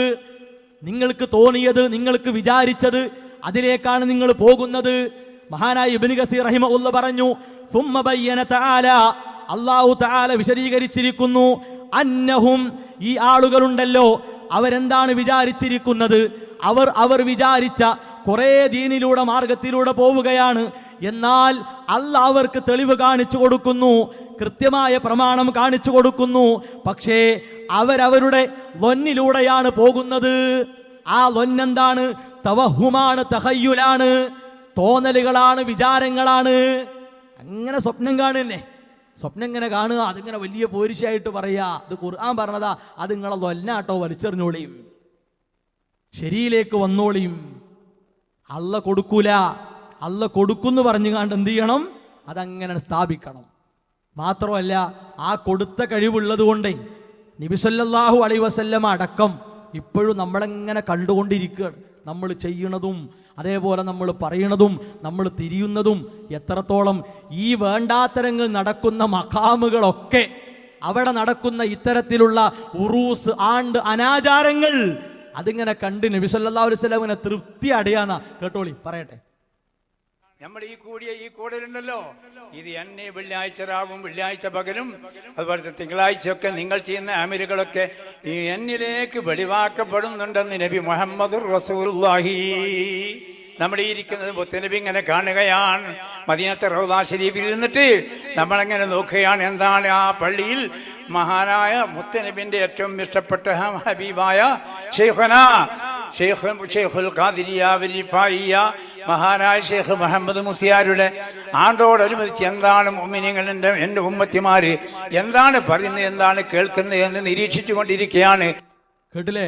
തൃപ്പനച്ച് ജാറത്തിലെ ആണ്ടിനോടനുബന്ധിച്ചേ എന്താ മുത്തു മുഅ്മിനീങ്ങൾ ചെയ്യണത് നബി ഇങ്ങനെ കണ്ടിരിക്കുകയാണ്. എന്താ സഹോദരങ്ങൾ ഇതിനൊക്കെ നമ്മൾ പറയാ?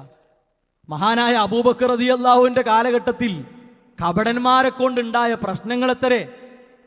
മറ്റ് 3 ഖുലഫായിന്റെ കാലഘട്ടങ്ങളിൽ ഈ ഖവാരിജുകൾ, ഷിയാക്കൾ കൊണ്ടുണ്ടായ പ്രശ്നങ്ങൾ എത്രേ. എന്തേ? അവരൊന്നും നബി സല്ലല്ലാഹു അലൈഹി വസല്ലമക്ക് ഇഷ്ടപ്പെട്ടവരല്ലേ? എന്തേ കണ്ട് ഇടപെട്ട് ഒരു പരിഹാരം പറഞ്ഞു കൊടുക്കായിരുന്നു? ഇതൊക്കെ ചരിത്രം വെച്ച് വായിക്കുമ്പോൾ അഹ്ലുസുന്ന പ്രതിക്കൂട്ടിൽ അങ്ങനെ ചോദിക്കാൻ പാടില്ല, കുരുത്തക്കേടുണ്ടാവും, പേച്ചുപോയി, വഹാബിയായി, ചോദിച്ചാ വഹാബിയായി, എന്തും പറയേ ഇവർക്ക്. എന്നിട്ട് അതിനു വേണ്ടി ആയത്തുകളും ഹദീസുകളൊക്കെ ദുർവ്യാഖ്യാനിക്കുക, ഇല്ലെങ്കിലോ ദുർബല ഹദീസുകൾ കൊണ്ടുവരിക. നബി സല്ലല്ലാഹു അലൈഹി വസല്ലം നമ്മുടെ അമലുകൾ കാണും എന്ന് സ്വഹീഹായ ഹദീസിൽ എവിടെയില്ല. എന്നാലോ റസൂലുള്ളാഹി സ്വല്ലല്ലാഹു അലൈഹി വസല്ലമയിലേക്ക് നമ്മൾ ചൊല്ലുന്ന സ്വലാത്തുകൾ എത്തിച്ചു കൊടുക്കും. അതിന് അല്ലാഹ് വെച്ച ഒരു സംവിധാനമുണ്ട്. അത് റബ്ബ് നിശ്ചയിച്ചതാണ്, നമുക്ക് ചോദ്യം ചെയ്യാൻ പറ്റൂല. അതിനെ എടുത്തുകൊണ്ട് വേറെ ഒന്നിലേക്ക് മാറ്റാൻ പറ്റൂല. അത് അതിനു വേണ്ടിയുള്ളതാണ്. അപ്പൊ ഇല്ലാത്ത ദുർബലമായ വാക്കുകൾ എടുത്ത് തെളിവുണ്ടാക്കുക. ഇനി ഇതിനായത്തുകൾ തന്നെ, ഇതൊക്കെ എന്താ അറിയോ, ഇത് കാണിച്ചു തരുന്നത് പുതിയതാണ്, ഇതൊന്നും പഴയതല്ല. ഇതൊക്കെ ഇപ്പോഴും സമൂഹം ഇതിൽ തന്നെയാണെന്ന് ബോധ്യപ്പെടാനാണ്. എത്ര ആയത്തുകളെയും അതുപോലെ ദുർബല ഹദീസുകളെയും ഉദ്ധരിച്ചുകൊണ്ട് ഇതിനൊക്കെ തെളിവുണ്ടാക്കുക. കേട്ടോളിയ ഭാഗം. എന്നാൽ മുത്തുനബി നമ്മളെ ലൈവായി കാണുന്നുണ്ട്. നിങ്ങൾ ചെയ്യുന്ന അമലുകൾ എന്നിലേക്ക് പ്രദർശിപ്പിക്കപ്പെടുന്നുണ്ട്. നല്ലതു കണ്ടാൽ ഞാൻ സ്തുതിക്കും, നല്ലതല്ലാത്തതു കണ്ടാൽ ഞാൻ നിങ്ങൾക്ക് വേണ്ടി മാപ്പിനപേക്ഷിക്കും എന്ന് മുത്തുനബി പറഞ്ഞിട്ടുണ്ട്. മാബി സാഹിബിക്കും മിൻ ജിന്ന, നിങ്ങളുടെ സന്തത സഹചാരിയായ മുത്തുനബിയിൽ യാതൊരു നിലക്കുള്ള ജിന്നത്തുമില്ല, നിങ്ങളുടെ കൂടെയുള്ള. മുത്തുനബിയെ നമ്മൾ റസൂലായി അയച്ചിട്ടുള്ളത് എല്ലാം കണ്ട്, ലൈവായി കണ്ട് സാക്ഷി പറയാനാണ്. നിങ്ങൾ അമല് ചെയ്യണം. അള്ളയും അള്ളാന്റെ റസൂലും നിങ്ങളുടെ അമലുകൾ കാണുന്നുണ്ട്, പരിശുദ്ധ ഖുർആൻ. മുത്തുനബി നമ്മൾ ചെയ്യുന്നതും നമ്മൾ പറയുന്നതും നമ്മൾ കാണിക്കുന്നതും ഒക്കെ മുത്തുനബി കാണുന്നുണ്ട്. നാം നന്മയിലേറാനായി കൊതിച്ച നബിയാണ്. നാം തിന്മ ചെയ്ത നേരം കരഞ്ഞ നബിയാണ്. നമ്മൾ വിശ്വസിച്ച് മദ്ഹ് ചൊല്ലി, ബുർദ ചൊല്ലി, സ്വലാത്ത് ചൊല്ലി, ഇഷ്ക് വെച്ച് നമ്മൾ എവിടെ എത്തണം? എന്റെ മുമ്പിൽ മുത്തുനബി ഉണ്ട്, ഞാൻ മുത്തുനബിയിൽ നിന്ന് കണ്ണ് വെട്ടിച്ച് ഒന്നും എനിക്ക് ചെയ്യാൻ പറ്റില്ല എന്ന ഈമാനിലേക്ക് നമ്മൾ എത്തണം. ആ ഈമാൻ നമ്മൾക്ക് കിട്ടിയാൽ നമ്മൾക്ക് മുഅ്മിനായി മരിക്കാനുള്ള സമയം. അങ്ങനത്തെ ഒരു ഈമാനിക്ക് എത്തേണ്ട ആവശ്യമില്ല. മറിച്ച് എത്തേണ്ട ഈമാൻ ഏതാണെന്നറിയോ? നബി സല്ലല്ലാഹു അലൈഹി വസല്ലമ ചെയ്തത് ചെയ്യുക, അവിടുന്ന് പറഞ്ഞതും പഠിപ്പിച്ചതും ചെയ്യുക, അവിടുന്ന് പറയാത്തതും പഠിപ്പിക്കാത്തതും പുതിയതായി ഉണ്ടാക്കി അതൊക്കെ ദീനാണ്, അതൊക്കെ വിശ്വാസമാണ് എന്ന് പറയുന്ന പണിയിൽ നിന്ന് മാറിയാൽ ഈമാൻ ഉണ്ടാകും. അതാ വേണ്ടത്. ഒരു ദുർബല ഹദീസും 3 ആയത്തോ മൂപ്പര് ഓതിയത്. ദുർബല ഹദീസ് വേണ്ട, പോട്ടെ. ബാക്കി 3 ആയത്തുകളോ ഇവരെന്താണോ വാദിച്ച് സ്ഥാപിക്കുന്നത് അതിലേക്കുള്ള തെളിവുമല്ല. റസൂലുള്ളാഹി സ്വല്ലല്ലാഹു അലൈഹി വസല്ലമ ജീവിത കാലഘട്ടത്തിൽ അവിടുന്ന് മുമ്പിൽ വെച്ച് ഓരോരുത്തരും ചെയ്യുന്ന കാര്യങ്ങൾ കാണുന്നുണ്ടായിരുന്നു. തർക്കണ്ടോ? ഇല്ല. പക്ഷേ ആ പ്രവർത്തനങ്ങളുടെ ഉള്ള് ആർക്കറിയില്ല? നബി സല്ലല്ലാഹു അലൈഹി വസല്ലമക്ക് അറിയില്ല. എന്തേ സഹോദരങ്ങളെ, കപട വിശ്വാസികൾ നബി സല്ലല്ലാഹു അലൈഹി വസല്ലമക്ക് മുമ്പിൽ പലതും പറയുകയും പ്രവർത്തിക്കുകയും ചെയ്തു. എന്തേ അവിടുന്ന്? നീ ഇതാണല്ലേ നിന്റെ മനസ്സ്, എനിക്കത് കാണാ, നീ മറച്ചു വെച്ചിട്ട് കാര്യമില്ല. എന്തേ അങ്ങനെ പറയാതിരുന്നത്? അല്ലെങ്കിൽ സ്വഹാബത്തിന്റെ പ്രവർത്തനങ്ങൾ നോക്കിയിട്ട് നിങ്ങളെ പ്രവർത്തനങ്ങളിൽ ഈമാന്റെ അളവ് കുറഞ്ഞിട്ടുണ്ട്, അത് കൂട്ടണട്ടോ, എന്തേ പറയാതിരുന്നത്? ജീവിതകാലത്ത് പോലും സാധിച്ചിട്ടില്ല, പിന്നല്ലേ വഫാത്തിന് ശേഷം? വഫാത്തിന് ശേഷം കഴിവ് കൂടുന്നാണല്ലോ ഇവർ തത്വം. ഇനിയൊക്കെ പോകട്ടെ, ഏതൊരു സാധാരണക്കാരനും കേട്ട് ഒരുപക്ഷെ മനപ്പാടമുള്ള ഹദീസായിരിക്കുമല്ലോ. നാളെ പരലോകത്ത് റസൂലുള്ളാഹി സ്വല്ലല്ലാഹു അലൈഹി വസല്ലമ ഹൗദുൽ കൗസറിന്റെ സമീപത്തുണ്ടാകും. അവിടുന്ന് നമ്മളെ കാത്തിരിക്കുന്നുണ്ടാകും. അവിടുന്ന് പറയും, ഇന്നഹും ഉമ്മത്തി, എൻ്റെ ഉമ്മത്താണവർ, എൻ്റെ ഉമ്മത്താണവർ. ആ സമയത്ത് റസൂലുള്ളാഹി സ്വല്ലല്ലാഹു അലൈഹി വസല്ലമയോട് അല്ലാഹു സുബ്ഹാനഹു വ തആല പറയുന്നു, ഇന്നക ലാ തദ്രി മാ ബദ്ദലു ബഅദക്.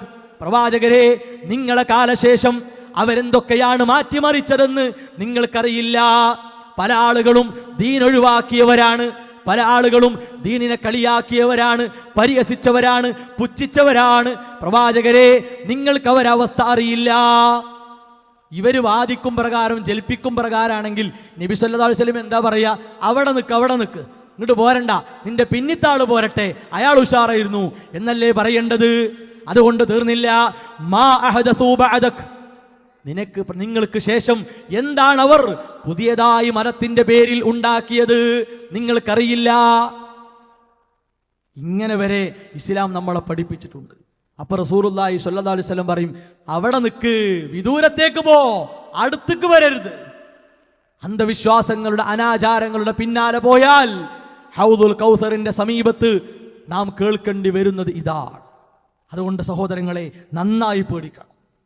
ഇത് ചെറിയ കാര്യമല്ല, നിസാരമായി നമ്മൾ കാണേണ്ടതോ പരിഗണിക്കേണ്ടതോ ആയ വിഷയമല്ല. ഇതൊക്കെ ഉണ്ടായിട്ട്, ഇങ്ങനെയൊക്കെ ആയിട്ടും, അല്ലെങ്കിൽ ഇത്തരത്തിലുള്ള അന്ധവിശ്വാസങ്ങൾ പലതിലും പൊതിഞ്ഞു കൊണ്ടുവന്ന് അവസാനം പ്രാർത്ഥിക്കാൻ വരെ, അല്ലാഹു അല്ലാത്തവരോട്, മരണപ്പെട്ടവരോട് പ്രാർത്ഥിക്കാൻ വരെ ആയത്തുകളായി, ഹദീസുകളായി എന്തൊക്കെയായിരുന്നു.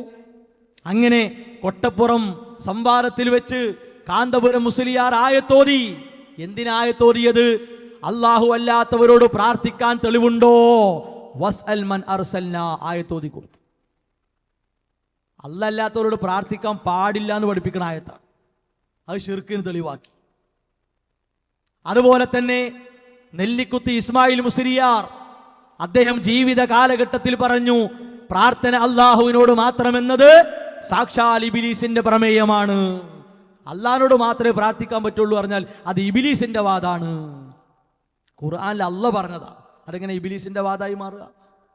പിന്നെയോ പൊന്മള അബ്ദുൽ ഖാദർ മുസ്ലിയാരോട് ചോദിക്കപ്പെട്ടു, ബദരീങ്ങളെ മൊഹീദ്ദീൻ ഷെയ്ഖെ എന്ന് വിളിച്ച് പ്രാർത്ഥിക്കൽ അനുവദനീയമാണോ? മറുപടി, അനുവദനീയമാണ്. ആയത്ത് ഇന്നമാ വലിയുക്കുമുല്ലാഹ്, സൂറത്ത് മാഇദയിലെ ആയത്ത്. അപ്പൊ പിന്നെ ബദരീങ്ങളെ എന്ന് വിളിക്കാൻ തുടങ്ങി. അവസാനം കാന്തപുരം മുസ്ലിയാരുടെ മകനും പ്രയാസം ഉണ്ടായപ്പോ ബദരീങ്ങളെ വിളിച്ചു പ്രാർത്ഥിച്ചു എന്നെ പരസ്യമായിട്ട് പറഞ്ഞു. ഇത് പിടുത്തം വിട്ടു എന്ന് മനസ്സിലായപ്പോ ചെറുതായിട്ടൊന്ന് മുറുക്കി, ഇതൊക്കെ ലെവലാക്കണല്ലോ. അപ്പൊ ലെവലാകോ നോക്കാൻ വേണ്ടി സാക്ഷാൽ പേരോട് മുസ്ലിയാർ രംഗത്ത് വന്നു. മൂപ്പര് വന്നിട്ട് കാന്തപുരത്തിന്റെ മകനെ ന്യായീകരിച്ചുകൊണ്ട് പ്രസംഗിച്ചു. അതൊന്ന് കേൾക്ക്. നിങ്ങൾ പറയുന്ന പ്രാർത്ഥന അള്ളാഹുവിനോട് മാത്രമാണ്, അദ്ദേഹം പറയുന്നു ബദരീങ്ങളെ വിളിച്ച് പ്രാർത്ഥിക്കണം. ഞാൻ ചോദിച്ചു ബദരീങ്ങളെ വിളിച്ച് ആരോട് പ്രാർത്ഥിക്കണോന്നാ പറഞ്ഞതെന്ന് ചോദിച്ചു. അതൊന്നും പറഞ്ഞില്ല. ബദരീങ്ങളെ വിളിച്ച് അള്ളഹാനോട് പ്രാർത്ഥിക്കണമെന്നാ പറയുന്നത്. ബദരീങ്ങളെ വിളിച്ച് അള്ളഹാനോട് പ്രാർത്ഥിക്കുക, അങ്ങനെ ഉണ്ടോ? വിളിക്കൽ ഒരാളും പ്രാർത്ഥിക്കൽ വേറുണ്ട്? ഇല്ലേ. ഹദീസ് നോക്ക് നിങ്ങൾ. ബദരീങ്ങളിലെ ഒന്നാമത്തെ ആളാരാ? ആ ബദരീങ്ങളിൽ ഒന്നാമത്തെ വ്യക്തിയായ റസൂലുള്ളാഹി സ്വല്ലല്ലാഹു അലൈഹി വസല്ലം തങ്ങളോട് കണ്ണിന് കാഴ്ചയില്ലാത്ത സങ്കടം പറയുമ്പോ അവിടുന്ന് പറഞ്ഞു കൊടുത്തത് എന്താണ്? സ്വഹീഹായ ഹദീസല്ലേ, നന്നായി ഒതുവെടുത്ത് 2 റകഅത്ത് നിസ്കരിക്കുക. കണ്ടോ? തെളിവുണ്ട്. ബദരീങ്ങളോട് പറഞ്ഞിട്ട് അള്ളാഹിനോട് പ്രാർത്ഥിച്ചു. ഇതാണ് ന്യായീകരണം എന്ന് പറഞ്ഞു, ശുദ്ധ ന്യായീകരണം. എന്നാ മൂപ്പരെന്തേ പറഞ്ഞു? ബദരീങ്ങളോട് പ്രാർത്ഥിച്ചു. ഈ ബദരീങ്ങളോട് പ്രാർത്ഥിച്ചു എന്ന് മലയാളം കേട്ടാൽ ആർക്കും തിരിയില്ലേ അത് ബദരീങ്ങളോട് തന്നെയാണെന്നുള്ളത്. ബദരീങ്ങളോട് പ്രാർത്ഥിച്ചു.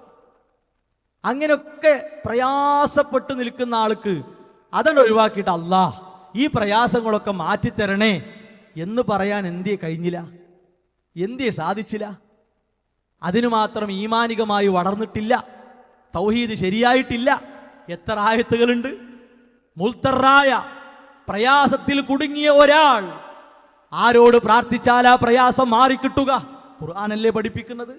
എന്താണ് അത് പ്രാവർത്തികമാക്കാൻ സാധിക്കാതെ പോയത്? അപ്പൊ ന്യായീകരിച്ചു കാണ്ട് ശിർക്കിനെ വെളുപ്പിക്കുക. എന്നിട്ട് തെളിവ് എന്ത്? കണ്ണ് കാണാത്ത ആള് നബിനോട് പറഞ്ഞു. നബിനോട് എന്താ പറഞ്ഞത്? നബിയെ, എനിക്കിന്ന് വേണ്ടി നിങ്ങൾ അള്ളാഹിനോടൊന്ന് പ്രാർത്ഥിക്കണം. മരിച്ചുപോയ വഫാത്തായ നബി സല്ലല്ലാഹു അലൈഹി വസല്ലമയോടാണോ? അല്ല, റസൂലുള്ളാഹി സ്വല്ലല്ലാഹു അലൈഹി വസല്ലമയുടെ സമീപനം നിന്നുകൊണ്ട് പറയാണ്. അതിനെടുത്തുകാണ്ട് മരിച്ചോടത്തേക്ക് തെളിവാക്കുക. ഇങ്ങനെ പ്രാർത്ഥനയും വിപൽഘട്ടങ്ങളിലെ സഹായതേട്ടവും ഒക്കെ അള്ളാഹു അല്ലാത്തവരിലേക്ക്, ജാരങ്ങളിലേക്ക് മാറ്റപ്പെട്ടു. അവസാനം ഷിയാക്കളും സൂഫികളും പൊന്നുപോലെ പൂജിച്ചു കൊണ്ട് നടക്കുന്ന അദ്വൈത അവതാരവാദം വരെ പച്ചയായി ഇവിടെ കേരളത്തിൽ ഇവർ പ്രചരിപ്പിച്ചു. അതാണ് നമ്മൾ CM മടവൂരിന്റെ വിഷയത്തിൽ കേട്ടത്. എന്ത്? അതെ, ഞങ്ങളെ പടച്ചോൻ CM ആണ്. അപ്പൊ എന്താ? അന മുദബ്ബിറുൽ ആലം എന്ന് പറഞ്ഞു CM. അനല്ലാന്ന് വരെ പറഞ്ഞു CM. അതെന്തുകൊണ്ടാ പറഞ്ഞത്? അള്ളാഹുവിന്റെ നൂറ് അതിങ്ങനെ അമ്പിയാക്കളിലൂടെ, ഔലിയാക്കളിലൂടെ കയറി കയറി ഇറങ്ങി വന്ന് അവസാനം ഇപ്പോൾ മടവൂർ മക്കാമിൽ മറവ് ചെയ്യപ്പെട്ട വ്യക്തിയിലാണത്രേ. ആ നൂറാനിയത്ത് അവിടെയാണത്രേ. അപ്പൊ ആ നൂറ് കിട്ടിക്കഴിഞ്ഞാൽ പിന്നെ പ്രശ്നമില്ലല്ലോ. അള്ളാഹ് എന്ന നൂറ് കിട്ടിക്കഴിഞ്ഞാൽ പിന്നെ ഫലത്തിൽ എന്തെന്നെയാണ്? അല്ല തന്നെയാണ്. അല്ല കാത്തിരക്ഷിക്കുമാറാകട്ടെ. ഇവർക്ക് വേണ്ടി, ഇവരെ പൊള്ളത്തരം ബോധ്യപ്പെടുത്താൻ വേണ്ടി പറയാണ്. അപ്പൊ നമ്മൾ കരുതി സമസ്ത ഇതൊക്കെ വിട്ടുപോയിട്ടുണ്ടാവും, അല്ലെങ്കിൽ പോകാനുള്ള ഒരു ശ്രമത്തിലായിരിക്കും. അല്ല, ഇക്കഴിഞ്ഞ ആഴ്ചയിൽ സമസ്തയിലെ മുന്തിയ മുസ്ലിയാര് പച്ചക്ക് പറയണം എന്താ അറിയോ? ആ ജുബയിലുള്ളവും ചിലപ്പോൾ അല്ലന്നെക്കാരം. അള്ളാനെ ഓർത്തോർത്തോർത്തോർത്ത് അവസാനം അങ്ങനെ ഉണ്ടാകും. കേട്ടോളി. ആ ഓർക്കുന്ന അല്ലാഹു ഇലാ ദിക്രി മാ വുജൂദി ഗൈബത്തിൻ അമ്മാ സിവൽ മദ്കൂർ, മദ്കൂറായ അല്ലാഹു, മദ്കൂറായ അല്ലാഹു മാത്രം കൽബില്. ദിക്റിന് അങ്ങോട്ട് ഇരുന്നിട്ടുണ്ടെങ്കിൽ വേറൊന്നും കൽബിലില്ല. അല്ലാഹു ഹസ്ബി റബ്ബി ജല്ലല്ലാഹ് മാ ഫീ ഖൽബി ഗൈറുല്ലാഹ്. അസ്സ വജല്ലായ അല്ലാഹു മതി എനിക്ക്, എന്റെ കൽബിലില്ല. മാ ഫീ ഖൽബി ഗൈറുല്ലാഹ്, അല്ലാഹു അല്ലാതെ ഒന്നും എന്റെ കൽബിലില്ല. അതാണ് ഗൈബത്ത്. ഇലാ ദിക്രി മാ വുജൂദി ഗൈബത്തിൻ അമ്മാ സിവൽ മദ്കൂർ, അല്ലാഹു അല്ലാതെ മറ്റൊന്നും ഇല്ല. മാഫിൽ ജുബ്ബത്തി ഇല്ലല്ലാഹ്. അബൂ യസീദുൽ ബിസ്താമി തങ്ങൾ പറഞ്ഞില്ലേ, മാഫിൽ ജുബ്ബത്തി ഇല്ലല്ലാഹ്. എന്റെ ഈ ഹൃദയത്തിന്റെ ഉള്ളില് അല്ലാഹു അല്ലാതെ മറ്റൊന്നുമില്ല. കേട്ടല്ലോ, തട്ടിപ്പ് തന്നെയാണ്. അതായത് ഒന്ന് ദിക്റിനെ കൂട്ടുപിടിച്ചു, അള്ളാനെ ഓർത്തോർത്തോർത്തോർത്ത് അള്ളാഹുലേക്ക് ലയിച്ചിട്ട് അവസാനം ഞാനും അള്ളന്നെ എന്ന് പറയാ. അതെന്റെ ദിക്റ? അങ്ങനത്തെ ഒരു ദിക്റുണ്ടോ ഇസ്ലാമിൽ? ഇല്ല. അപ്പൊ ദിക്റിനെ കൂട്ടുപിടിച്ചിട്ട് അദ്വൈത അവതാരവാദം സ്ഥാപിക്കുക. പിന്നെ അബൂബ് ഇസ്താമി എന്ന് കേട്ടാൽ തോന്നും അഹ്ലുസുന്നയുടെ മുന്തിയ ഇമാമാണ്, പച്ച സൂഫിയാണ്. മനസ്സിലാവുണ്ടോ? അഹ്ലുസുന്നക്ക് എടുക്കാൻ പറ്റൂല. പിന്നെ അടുത്തരം എന്താ അറിയോ? മാഫിൽ ജുബ്ബത്തി ഇല്ലല്ലാ. ജുബ്ബക്ക് മൂപ്പര് അർത്ഥം മനസ്സും കൊടുത്തു. എന്നാ പിന്നെ ഉഷാറായല്ലോ. ജുബ്ബ എന്ന് പറഞ്ഞാൽ മനസ്സ്. മാഫിൽ ജുബ്ബത്തി ഇല്ലല്ലാ, ഈ കുപ്പായത്തിലുള്ളത് അള്ളയാണ്. ആര്? ഈ ദിക്ർ ചൊല്ലി ചൊല്ലി ചൊല്ലി മദ്കൂറായ ആളായി ആര് മാറി? ആ ജുബ്ബയിലുള്ള ആള് മാറി. നിങ്ങൾ ആലോചിച്ചോക്കാണ്. തട്ടിപ്പിനും ഇങ്ങോട്ട് കയ്യും കാലും മുളച്ചു പറഞ്ഞാൽ പിന്നെ എന്താ ചെയ്യുക? ഇനി ഇത് കളിക്കും. ത്രിമാന തീർത്ഥം ഇതാരറിയോ? MP മുസ്തഫൽ ഫൈസി. ഇതിന്റെ ആശാനാണ്. ഈ അദ്വൈത അവതാരവാദം ഈ കള്ളത്തൊരീക്കത്ത് പഠിപ്പിക്കാൻ വിദഗ്ധ പ്രാവീണ്യം നേടിയ ആളാണ്, ചില്ലറക്കാരനല്ല. ഇതാ മൂപ്പര് പറയട്ടെ എന്താ ജുബ്ബ. എന്താ കേട്ടോടെ? ജുബ്ബയിൽ അള്ളാഹു ഒഴികയില്ല. അതിന്റെ അറബിയാട്ട മാഫിൽ ജുബ്ബത്തി ഇല്ലല്ലാ എന്നത് വളരെ ലളിതമാണ്. മറ്റുള്ളവരുടെ ജുബ്ബക്ക് അനവധി പോക്കറ്റുകൾ ഉണ്ടാകും, അതിൽ ധാരാളം പണവും. എന്നാൽ എൻ്റെ പോക്കറ്റിൽ പണമില്ല. അള്ളാഹുവിൽ എല്ലാം ഞാൻ അർപ്പിക്കുന്നു. ഉള്ള പണമെല്ലാം സംഭാവന ചെയ്ത് സുദ്ദീഖോടെ എന്താണ് താങ്കൾ വീട്ടിൽ ബാക്കി വെച്ചതെന്ന് ചോദിച്ച നബി സല്ലല്ലാഹു അലൈഹി വസല്ലമയോട് അദ്ദേഹം പറഞ്ഞു അള്ളാഹു റസൂലും എന്നാണ്. തെളിവുണ്ടാക്കാണ്. അബൂബക്കർ റളിയല്ലാഹു അൻഹു ഇനി അള്ളി റസൂലും അവിടെ ബാക്കിയുള്ളൂ എന്ന് പറഞ്ഞാൽ എന്താ? അള്ളാഹുവിലും അള്ളാഹുവിൻ്റെ ദൂതയിലുള്ള ഈമാൻ കൊണ്ടാണ് ഞാൻ ഈ ധർമ്മം ചെയ്യണതെന്നാണ്. അതിനാണ് വളച്ചൊടിച്ചുകാണ്ട് മാഫിൽ ജുബ്ബത്തി ഇല്ലക്ക് തെളിവുണ്ടാക്കുക. നിങ്ങൾ ആലോചിച്ച് നോക്കുകയാണ്. ഇനി തീർന്നില്ല. അനൽ ഹക്ക്, ഞാനാണ് ഹക്ക്. കണ്ടോ? ഞാനാണ് ഹക്ക്. എന്താ ഇതിന് കുഴപ്പം? ഒരു വലിയ ഞാനാ ഹക്കാന്ന് പറഞ്ഞാൽ എന്താ കുഴപ്പം? അത് ഇസ്ലാമാണ്. ഇനി കേൾക്കും. മൂസാ നബി അലൈഹിസ്സലാം, ഇതാ മൂസാ അലൈഹിസ്സലാം തന്നെ പൂർണ്ണമായി മറന്നതും മറന്നു, തൻ്റെ സർവ്വതും അള്ളാഹുവിൽ ലയിച്ചു. അപ്പോൾ സംസാരിച്ചവനും സംസാരിക്കപ്പെട്ടവനും ഫലത്തിൽ അള്ളാഹുവാണ്. അള്ളാഹു കാത്തുരക്ഷിക്കട്ടെ. മൂസാ അലൈഹിസ്സലാമും അള്ളയാണ്, അള്ളി തന്നെയാണ്. എന്നിട്ടോ അല്ലെങ്കിൽ ആ സന്നിധിയിൽ നിൽക്കാനോ സംഭാഷണം കേൾക്കാനോ സാധിക്കുമായിരുന്നില്ല. എവിടെ? തൂരി സീന മലന്റെ മുകളിൽ ചെന്നില്ലേ? മൂസാ അലൈഹി സ്വലാമോട് ചെല്ലാൻ പറഞ്ഞ ആരാ? അള്ളാഹു. ആ ചെന്ന മൂസാ അലൈഹി സ്വലാമും അള്ളയാണ്. മൊഹീദ്ദീൻ ശൈഖിനെ വിളിച്ചാൽ ഉത്തരം നൽകുന്നതും അള്ള തന്നെയാണ്. അപ്പൊ ഫലത്തിൽ ഷെയ്ഖു അള്ള തന്നെയാണ്, പിന്നെ വിളിച്ച അള്ളി. അതാണ് ഇതിൽ. ഇതാ തുഹഫത്തുൽ മുർസല ഇതിലുള്ളതാണ്, ഞാൻ വായിക്കണില്ല. അപ്പൊ ഇങ്ങനെ അദ്വൈത അവതാരവാദം പഠിപ്പിക്കുക, എല്ലാറ്റിലും അള്ളാഹ്. അതാണ് ഈ CM മടവൂരും ഈ വഹരത്തുൽ വുജൂദിന്റെ ആശാനാണ്. അതുകൂടി കളിക്കും.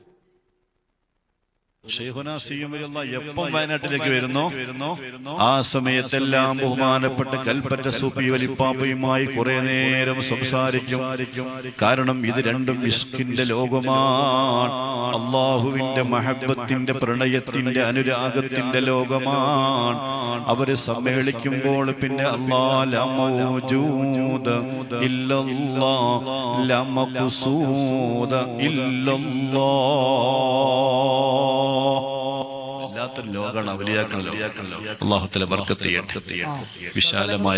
വല്ലാത്ത ലോകാണ് ഔലിയാക്കളുടെ ലോകം. എന്താണ്?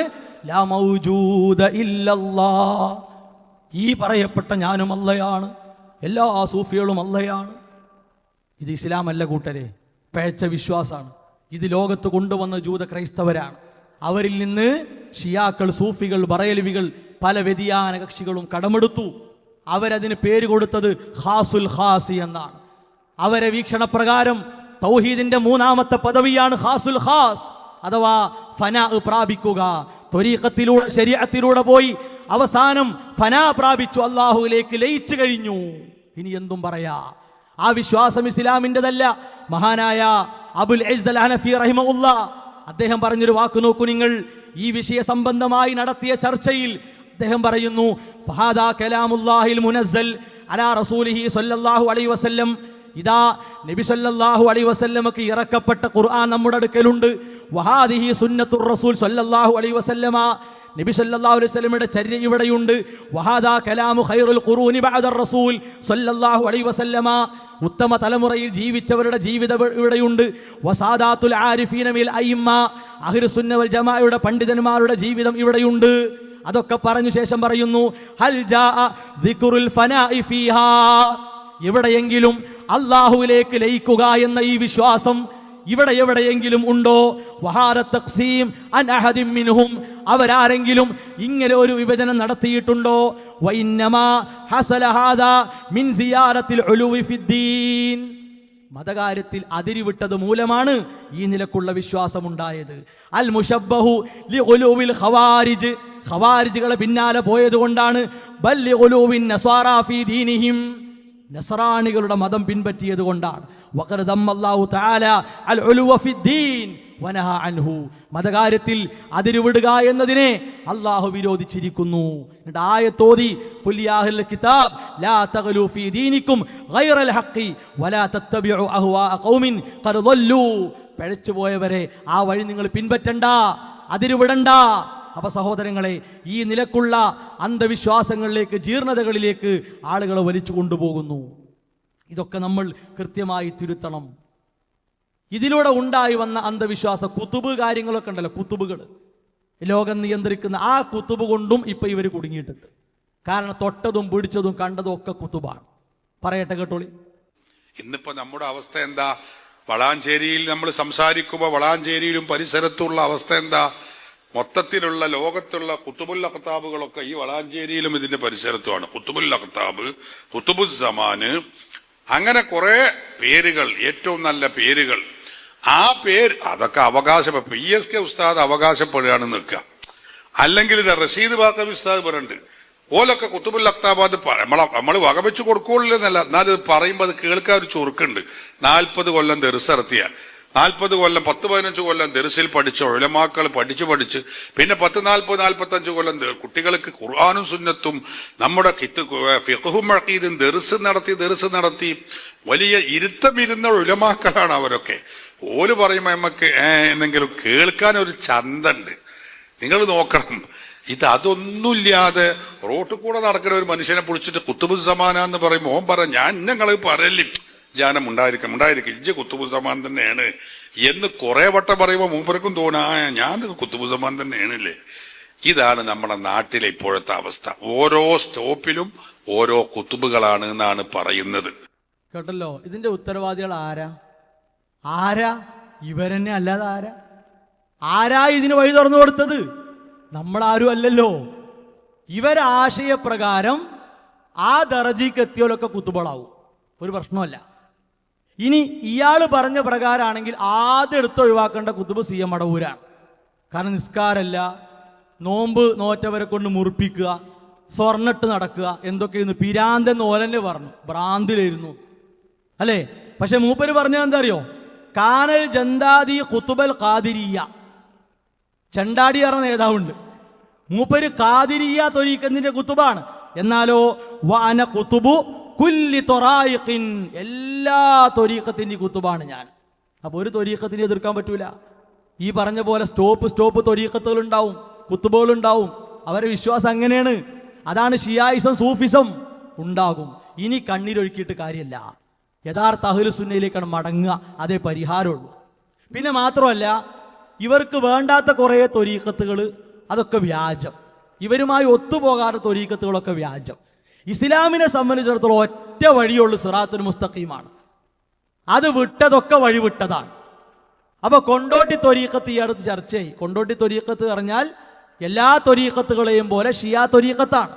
അപ്പൊ കൊണ്ടോട്ടി ത്വരീഖത്ത് ഒരു തലവേദനയായപ്പോ അത് ഷിയാ ത്വരീഖത്താണ്, പഴച്ചതാണ്, ഒഴിവാക്കണം. പറയട്ടെ കേട്ടോ. ഈ ഇന്ന് കാണുന്ന ഒരുവിധം ത്വരീഖത്ത് എന്ന പേരിലുള്ള ഈ വ്യാജ ആത്മീയ പ്രസ്ഥാനങ്ങൾ, ഇതൊക്കെ അഹ്ലുസ് സുന്നത്തി വൽ ജമാഅത്തിന് ഘടകവിരുദ്ധമായ ആശയങ്ങളാണ് എന്ന് നമ്മൾ മനസ്സിലാക്കണം. ഇന്ന് കാണുന്ന ഒരുപാട് തരീഖത്ത് എന്ന പേരിലുള്ള പ്രസ്ഥാനങ്ങളുണ്ടല്ലോ, എത്രയോ, ഞാൻ പേര് എണ്ണിയാൽ അതിന് തന്നെ കുറെ സമയം കളയും, നമുക്കതിന് സമയമില്ല, അതുകൊണ്ട് ഞാൻ എണ്ണുന്നില്ല. അതിൻ്റെ ഒക്കെ ഒക്കെ മുരട് അസില് എടുത്ത് പരിശോധിച്ചാൽ അതൊക്കെ ചെന്നെത്തുന്നത് ഷിയായിസത്തിലാണ്. ഷിയ എന്ന് പറയുന്ന, നമ്മൾ ഷിയാ പ്രസ്ഥാനം എന്ന് പറയല്ലോ, ഈ ഷിയായിസത്തിലാണ് ഇതിന്റെയൊക്കെ അസില് ചെന്ന് എത്തിപ്പെടുന്നത് എന്നത് ചരിത്രമാണ്. അത് പഠിച്ചാൽ നമുക്ക് ബോധ്യപ്പെടും. കുറെ അധികം എത്തുന്നത് നമ്മളെ കൊണ്ടോട്ടിയിലുള്ള അവിടെ ഒരു തരീക്കത്തും പരിപാടിയൊക്കെ ഉണ്ടല്ലോ, അവിടെയിലേക്കാണ് ഇവിടെയുള്ള കുറെ ത്വരീക്കത്തുകളെ മുരട് ചെന്ന് എത്തുന്നത്. കണ്ടോ? അപ്പൊ കൊണ്ടോട്ടി ത്വരീക്കത്ത് പേച്ചതാണ് അയക്കാണൊക്കെ എത്തുന്നത്. അത് ഷിയാ ത്വരീക്കത്താണ്, നമുക്ക് പറ്റൂല. പക്ഷേ കൊണ്ടോട്ടി ത്വരീക്കത്തിന്റെ കേന്ദ്ര ബിന്ദു ആരെന്നെയാണ്? ഖാദിരിയ ത്വരീക്കത്താണ്. അപ്പൊ ഖാദിരിയ ത്വരീക്കത്ത് കേന്ദ്രമാക്കിയുള്ള എല്ലാ ത്വരീക്കത്തും മൊത്തം ത്വരീക്കത്ത് പോക്കാണ്, കൊണ്ടോട്ടി മാത്രമല്ല. എന്നാൽ ഇനി കൊണ്ടോട്ടി ത്വരീക്കത്തിനെ സമസ്ത അങ്ങനെ പേച്ചതാക്കിയിട്ടുണ്ടോ? ഇതേതാ പുസ്തകം? സമസ്ത ചരിത്രത്തിന് ഒരാമുഖം, 100ാം വാർഷികത്തോടനുബന്ധിച്ച് EK സമസ്തക്കാരിറക്കിയ പുസ്തകമാണ്. പ്രൊഫസർ ആലിക്കുട്ടി മുസ്ലിയാരാണ് അവതാരിക. ഒരു ഫൈസിയാണ് എഴുതിയത്. സമസ്ത എതിർത്ത ത്വരീക്കത്തുകൾ, സമസ്ത എതിർത്ത ത്വരീക്കത്തുകൾ. ഇതിൻ്റെ 22ാമത്തെ പേജ് മുതൽ തുടങ്ങിയിട്ട് ഇങ്ങനെ പോരുകയാണ്. ഏകദേശം 30ാമത്തെ പേജ് വരെ ഇതിലെവിടെയും കൊണ്ടോട്ടി ത്വരീക്കത്തില്ല. അപ്പൊ ഏത് സമസ്തക്കാ ഇത് പേച്ചത്? ഔദ്യോഗിക സമസ്ത എന്ന് എല്ലാ നിലക്കും അവകാശപ്പെടുന്ന ആളുകളെ EK-ക്കാർ ഓല് പറയുന്നു കൊണ്ടോട്ടി ത്വരീക്കത്തിന് യാതൊരു പിഴവുമില്ല, ഇതിലില്ല. പേച്ച ത്വരീക്കത്തിന് കൊണ്ടോട്ടി ത്വരീക്കത്തില്ല. അപ്പൊ ഇനി എവിടെ സമസ്തക്ക് പാളിയത് എന്ന് അത് അവർ നോക്കിക്കോട്ടെ. നമ്മൾ പറയുന്നു എല്ലാ ത്വരീക്കത്തും ആ ത്വരീക്കത്തിന് ഏറ്റു നടക്കുന്ന സമസ്തന്റെ വഴിയും തെറ്റിയതാണ്. അപ്പൊ നോക്കൂ നിങ്ങൾ. ഇനി മാത്രവുമല്ല, ഇത് പഴച്ചു എന്ന് പറയാൻ പല കാരണങ്ങൾ പറഞ്ഞു. അതിലൊന്നെന്താ അറിയോ? അവർ യാ ഹുസൈൻ, യാ അലി എന്നൊക്കെ വിളിക്കുന്നുണ്ട്. സുന്നി വോയിസ് ആണ് കേട്ടോളി. ഖേദകരമെന്ന് പറയട്ടെ, കൊണ്ടോട്ടി നേർച്ചക്കാരിൽ ഷിയാ വിശ്വാസക്കാർ പൂർണ്ണമായും അവസാനിച്ചുവെന്ന് പലരും ആശ്വാസം കൊള്ളുമ്പോഴും ഇക്കഴിഞ്ഞ നേർച്ചയിലും യാ മുഹമ്മദ്, യാ അലി, യാ ഫാത്തിമ, യാ ഹസൻ, യാ ഹുസൈൻ ബാനറുകളും പതാകയും ഉയർത്തി ഷിയാക്കളുടെ വഴി പിഴച്ച മുഹറം ആചരണത്തിന്റെ നേർക്കാഴ്ചയായി മാറിയതാനും നാട് സാക്ഷിയായി. അപ്പൊ ഇതാണ് പ്രധാനപ്പെട്ട ആ തവസ്സുൽ പ്രകാരം, അഹ്ലുൽ അബായിന്റെ തവസ്സുൽ പ്രകാരം യാ അലി, യാ മുഹമ്മദ് എന്നൊക്കെ വിളിച്ചു എന്നാണ്. എന്നാ അങ്ങനെ വിളിക്കാൻ പറ്റുമോ? ഇല്ലേ? സമസ്ത ആശയത്തിൽ പോകുന്നവർ തന്നെ പറയട്ടെ കേട്ടോ. നമ്മൾ നന്നായി ചൊല്ലണം, ഇതൊക്കെ കുത്തുബിയത്തൊക്കെ ഉഷാറായിട്ട് ചൊല്ലണം. അതേപോലെ അഹ്ലുൽ അബായിന്റെ മൗലിദ് ഓതിക്കൊണ്ടേയിരിക്കണം, ഹുസൈനാരെ വിളിച്ചുകൊണ്ടേയിരിക്കണം. ഷിയാരോപകർ നമ്മുടെ ഈ ബൈത്ത് കേട്ട് മൂത്തൂബി ഓതിക്കും. അതേ നമുക്ക് അവരോട് പറയാനുള്ളൂ. കേട്ടില്ലേ? നന്നായി പാടണം, യാ ഹുസൈൻ വിളിക്കണം. സമസ്തന്റെ ആൾ തന്നെയാണ് ഈ പറയണത്. ഇനി ഇത് PP മൊഹീദ്ദീൻ കുട്ടി മുസ്ലിയാർ എഴുതിയ കെൻസുൽ ഇബാദാണ്. ഇപ്പോഴുള്ള മുസ്ലിയാക്കന്മാരൊക്കെ മുമ്പന്തിയിലുള്ള പ്രധാന മുസ്ലിയാരാണ് ഈ മുസ്ലിയാർ. ഇതിലുണ്ട് എന്ത് അറിയോ? അഹ്ലുൽ അബായിന്റെ ബൈത്ത്. ആ തവസ്സുലിത പ്രയാസങ്ങൾ, ബുദ്ധിമുട്ടുകൾ ഉണ്ടാകുമ്പോ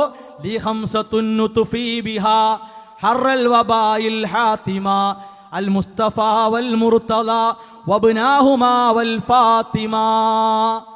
അവരെ വിളിച്ചുകാണ്ട് നമ്മുടെ പ്രശ്നങ്ങൾ പറയണമെന്ന് ഇതാ കെൻസുൽ ഇബാദ് പറയണം. ഇവരൊക്കെ പഴച്ചവരാണോ? ഇനി തീർന്നില്ല. ഇപ്പൊ ഈ അടുത്ത് ജൂലൈ മാസത്തിൽ സാക്ഷാൽ സമസ്തയുടെ പ്രധാനപ്പെട്ട ഒരാള് ഇവരൊക്കെ ബർക്കത്തിന് വേണ്ടി നന്നായി പ്രാർത്ഥിക്കുന്നു കേട്ടോളൂ, അവരെ ബർക്കത്ത് കിട്ടാൻ വേണ്ടി. കൂടി പേര് പറയാ, എല്ലാവരും എഴുന്നേറ്റിക്കുക സാസ്, എന്നിട്ട് ഉറക്ക പേരുന്ന് ബർക്കത്തോടെ നമുക്ക് നമ്മുടെ എല്ലാവരുടെയും എല്ലാ ഹലാല ഉദ്ദേശവും മാറണം, എല്ലാ പ്രയാസങ്ങളിൽ നിന്നും രക്ഷപ്പെടണം.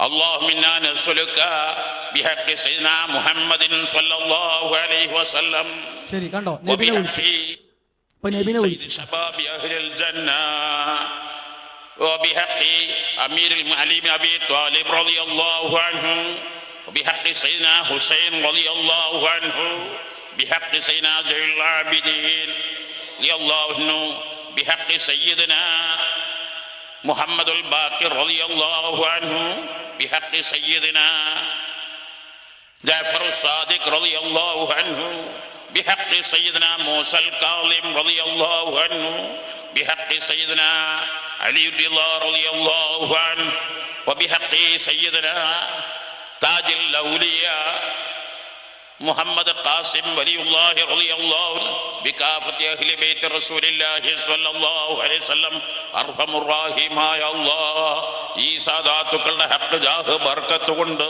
ഞങ്ങളെ നീ വിജയികൾപ്പെടുത്തണേ അല്ലാഹ്. കേട്ടില്ലേ? അല്ലാന്ന് കരഞ്ഞു വിളിച്ച അതൊക്കെ സ്വഹീഹായിന. കേട്ടില്ലേ നിങ്ങള്? ഇപ്പൊ ഇതിൽ ആരോ വന്നു, നബി സല്ലല്ലാഹു അലൈഹി വസല്ലമയെ വിളിച്ചില്ലേ, യാ അലി എന്ന് വിളിച്ചില്ലേ, യാ ഹുസൈൻ എന്ന് വിളിച്ചില്ലേ. ഇത് പറഞ്ഞിട്ടാണ് കൊണ്ടോട്ടി ത്വരീഖത്ത് പേച്ചു എന്ന് പറയണത്. ആ പറഞ്ഞ ആളെ വിഭാഗത്തിലെ പ്രധാന ഉസ്താദാണ് ഖലീൽ ബുഖാരി.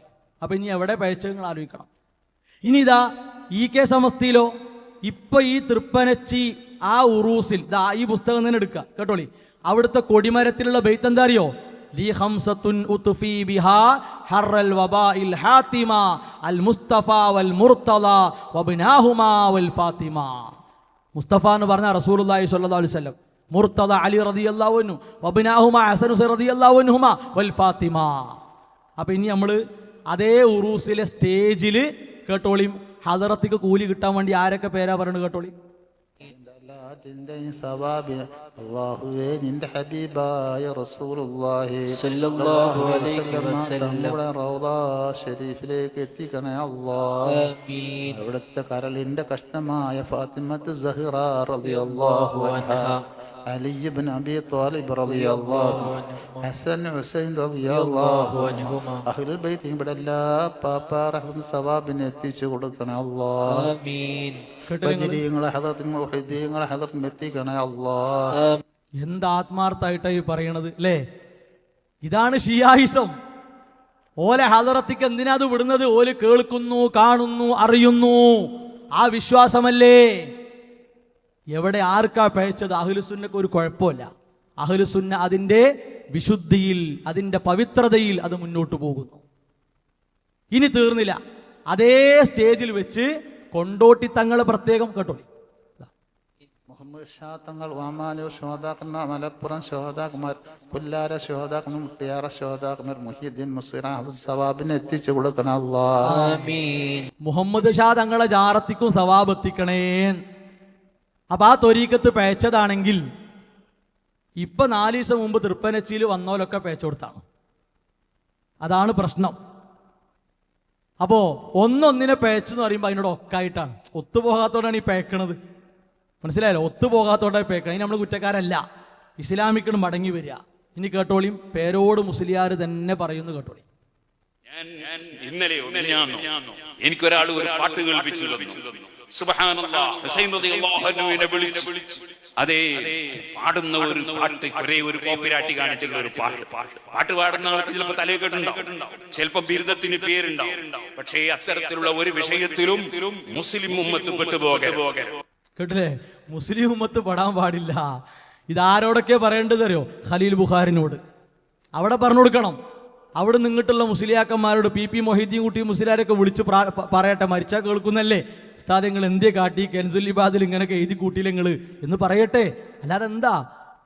ഇതൊക്കെ ഇങ്ങനെയൊക്കെ ചെയ്തിട്ടും നമ്മളെ ക്രൂശിക്കുക, നമ്മളെ വേദനിപ്പിക്കുക എന്നല്ലാതെ എന്താ സഹോദരങ്ങളെ? അത് എക്കാലത്തും അഹ്ലുസുന്നക്ക് ആ ഏറ് കിട്ടിയിട്ടുണ്ട്, സംശയമല്ല. ഇനി നോക്കൂ നിങ്ങൾ, നെഹസ് വിശ്വാസം അവസാനിപ്പിക്കണം. നെഹസ് വിശ്വാസം, ആ നെഹസ് വിശ്വാസം എവിടുന്നാ വന്നത്? ജൂത ക്രൈസ്തവ വിശ്വാസം, ഈ ഷിയാ സൂഫി വിശ്വാസം സമസ്തയുടെ കലണ്ടറുകളിൽ, ഡയറികളിൽ, സ്ഥാപനങ്ങളിൽ, പള്ളികളിൽ ഒക്കെ നെഹസ് വിശ്വാസമല്ലേ? ശകുന വിശ്വാസം. ആ ശകുന വിശ്വാസം അവിടെ കുടിയിരുത്തിയിട്ട് ആളുകൾ അടിയിൽ വന്നിട്ട് പറയാ ഇതൊക്കെ ഷിയായിസാണ്, ഒക്കെ ഷിയായിസാണ്. കേട്ടോളി. അതേ സമയത്ത് ഈ ചതിയന്മാരുടെ ചരിത്രം പറഞ്ഞാൽ ജൂതന്മാരും മജൂസികളും കൂടി ഗൂഢാലോചന നടത്തി അബ്ദുല്ലാഹി ഇബ്നു സബ എന്ന് പറയുന്ന കള്ളനെ, അങ്ങനെ തന്നെ പറയട്ടെ ഞാൻ, അബ്ദുല്ലാഹി ഇബ്നു സബ എന്ന പേരിൽ അറിയപ്പെടുന്ന ലോക ജൂത ഏജന്റും അതോടുകൂടി മജൂസികളുടെ കൂലിപ്പട്ടാളവുമായ അവൻ ഇസ്ലാമായി അഭിനയിച്ച് അയാളുടെ ജീവിതകാലത്ത് 12 ഗ്രൂപ്പ് ഷിയായിസം ഉണ്ടാക്കി. 12 ഗ്രൂപ്പ് ഒറ്റൊരു മനുഷ്യന്റെ ജീവിതകാലത്ത് 10,000-കണക്കിന് ആളുകളെ അതിലേക്ക് ആകർഷിച്ച് ഈ മജൂസികളുടെയും ജൂതന്മാരുടെയും ആചാരങ്ങളുടെ തിരുശേഷിപ്പ് ഈ ഷിയാക്കളുടെ ആചാരങ്ങളിലെല്ലാം കാണാൻ കഴിയും. ഏതുവരെ എന്ന് വെച്ചാൽ മുഹറം 1 മുതൽ 10 വരെ നെസാൻ എന്ന് പറയുന്നവരെ ജൂതന്മാരുടെ കള്ളക്കടത്ത് ഇസ്ലാമിലേക്ക് ഷിയാക്കളിലൂടെ കടന്നു വന്നതാണ്. കേട്ടല്ലോ? അത് വിശദമായി പറയേണ്ട സമയം ഞാൻ പറഞ്ഞ ഇപ്പൊ ഇതിന്റെ സമയം അതാണ്. ഇത് അടിസ്ഥാനപരമായി വിശദമായി ചരിത്രം പഠിച്ച് ഈ ഭാഗത്തൊക്കെ കേട്ടില്ലേ? ഇത് ജൂതന്മാരിലൂടെ കടന്നു വന്ന പച്ച ഷിയായിസാണ്. ഇത് പറയുന്ന സ്റ്റേജിൽ ആരുണ്ട് അറിയോ? ഖലീൽ ബുഖാരി ഉണ്ട്. അറിയിക്കണം. ആ ഖലീൽ ബുഖാരിന്റെ ക്യാമ്പസിലെ കലണ്ടർ ഇപ്പോഴും പോയി നോക്കിക്കൂടി. ഷിയായിസ് അങ്ങനെ തൂങ്ങി ആടുക. മനസ്സിലായോ? ഏത് പള്ളിയിലല്ലാത്തത്? ഈ നാസില്ലാത്തത്? ഇനി ഇതേതാ പുസ്തകം തരുമോ? ഇതാ ഇരുലോക വിജയം, ഒരു സഅദി എഴുതിയ പുസ്തകമാണ്. അപ്പൊ ഈ പുസ്തകത്തിന് അവതാരിക എഴുതി കൊടുത്തത് ആരാന്നറിയോ? ഒന്ന് സയ്യിദ് ഇബ്രാഹിമുൽ ഖലീൽ ബുഖാരി. കേൾക്കുക. അബ്ദുൽ ഹക്കീം സഅദി കാരക്കുന്ന് രചന നിർവഹിച്ച സആദത്തു ദാറൈനി ഇത്തരത്തിൽ വിശ്വാസികൾ ജീവിതത്തിൽ ഭാഗമാക്കേണ്ട അറിഞ്ഞിരിക്കേണ്ട കാര്യങ്ങൾ പരാമർശിക്കുന്ന കൃതിയാണ്. നല്ല പോരിശ കൊടുത്തു, നല്ല കൃതിയാണ്. രണ്ടാമത്തെ പോരിശ പൊന്മള അബ്ദുൽ ഖാദർ മുസ്ലിയാർ, മൂപ്പരും സാധാരണക്കാർ ദൈനംദിനത്തിലൊക്കെ വായിക്കേണ്ടതാന്ന് പറഞ്ഞ ഭയങ്കര പോരിശ. ഇതിൻ്റെ 560 പേജ് എന്താ അറിയോ? നെഹസ് അഥവാ അശുഭദിനങ്ങൾ.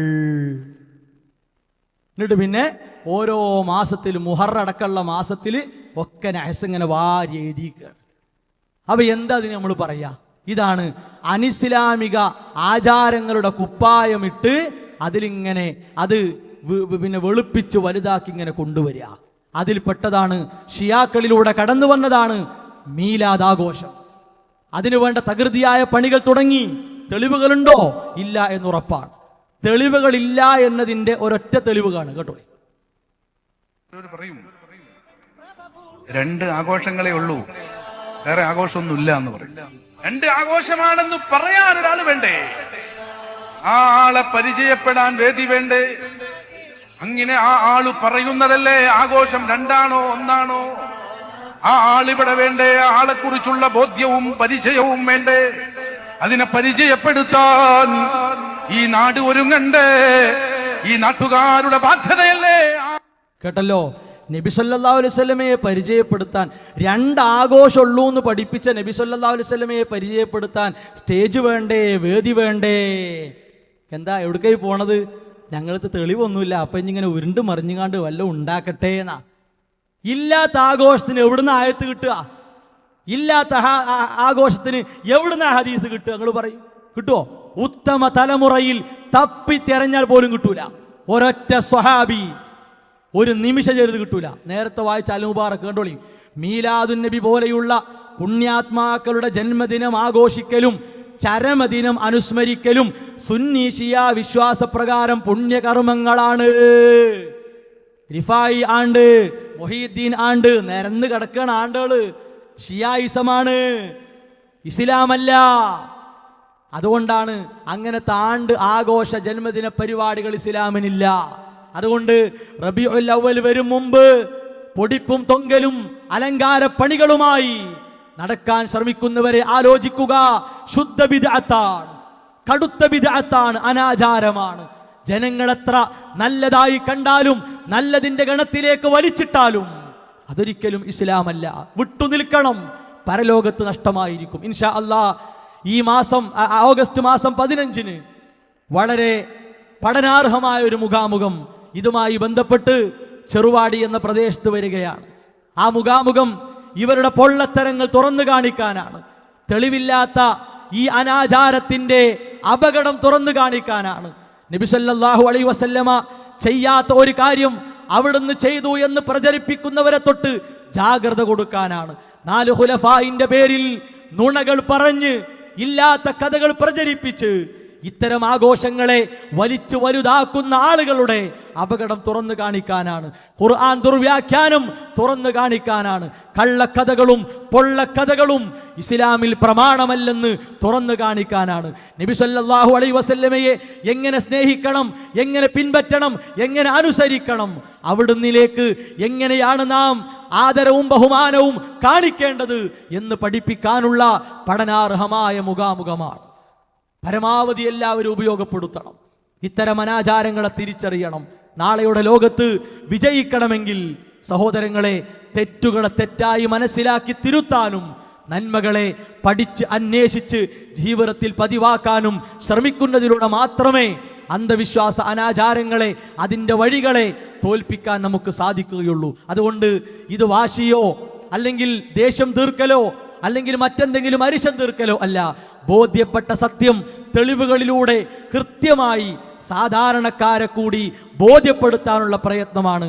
അതിനാൽ അല്ലാഹു സുബ്ഹാനഹു വ തആല നാളെ ഒരുക്കി വെച്ച മരണാനന്തര ജീവിതം നമുക്ക് സുഖകരമാകാൻ, സൗഭാഗ്യത്തിലും സന്തോഷത്തിലുമായി കിട്ടാൻ വളരെ ആത്മാർത്ഥമായി അവൻ്റെ ദീൻ മുറുകെ പിടിച്ച് അതനുസരിച്ച് ഷിയായിസവും സൂഫിസവും ബറേൽവിസവും അന്ധവിശ്വാസങ്ങൾ കുടിയിരിക്കുന്ന എല്ലാ വഴികളും അത് വലിച്ചെറിഞ്ഞുകൊണ്ട് സിറാത്തുൽ മുസ്തഖീം മുറുകെ പിടിച്ചുകൊണ്ട് നമ്മുടെ ജീവിതത്തെ സംസ്കരിക്കാൻ, വിശുദ്ധമാക്കാൻ നാം പരിശ്രമിക്കുക. അള്ളാഹു അതിനുള്ള സൗഭാഗ്യം നമുക്ക് പ്രദാനം ചെയ്യുമാറാകട്ടെ. വസല്ലല്ലാഹു അലാ മുഹമ്മദ് വഅലാ ആലിഹി വഅസ്ഹാബിഹി അജ്മഈൻ വൽഹംദുലില്ലാഹി റബ്ബിൽ ആലമീൻ.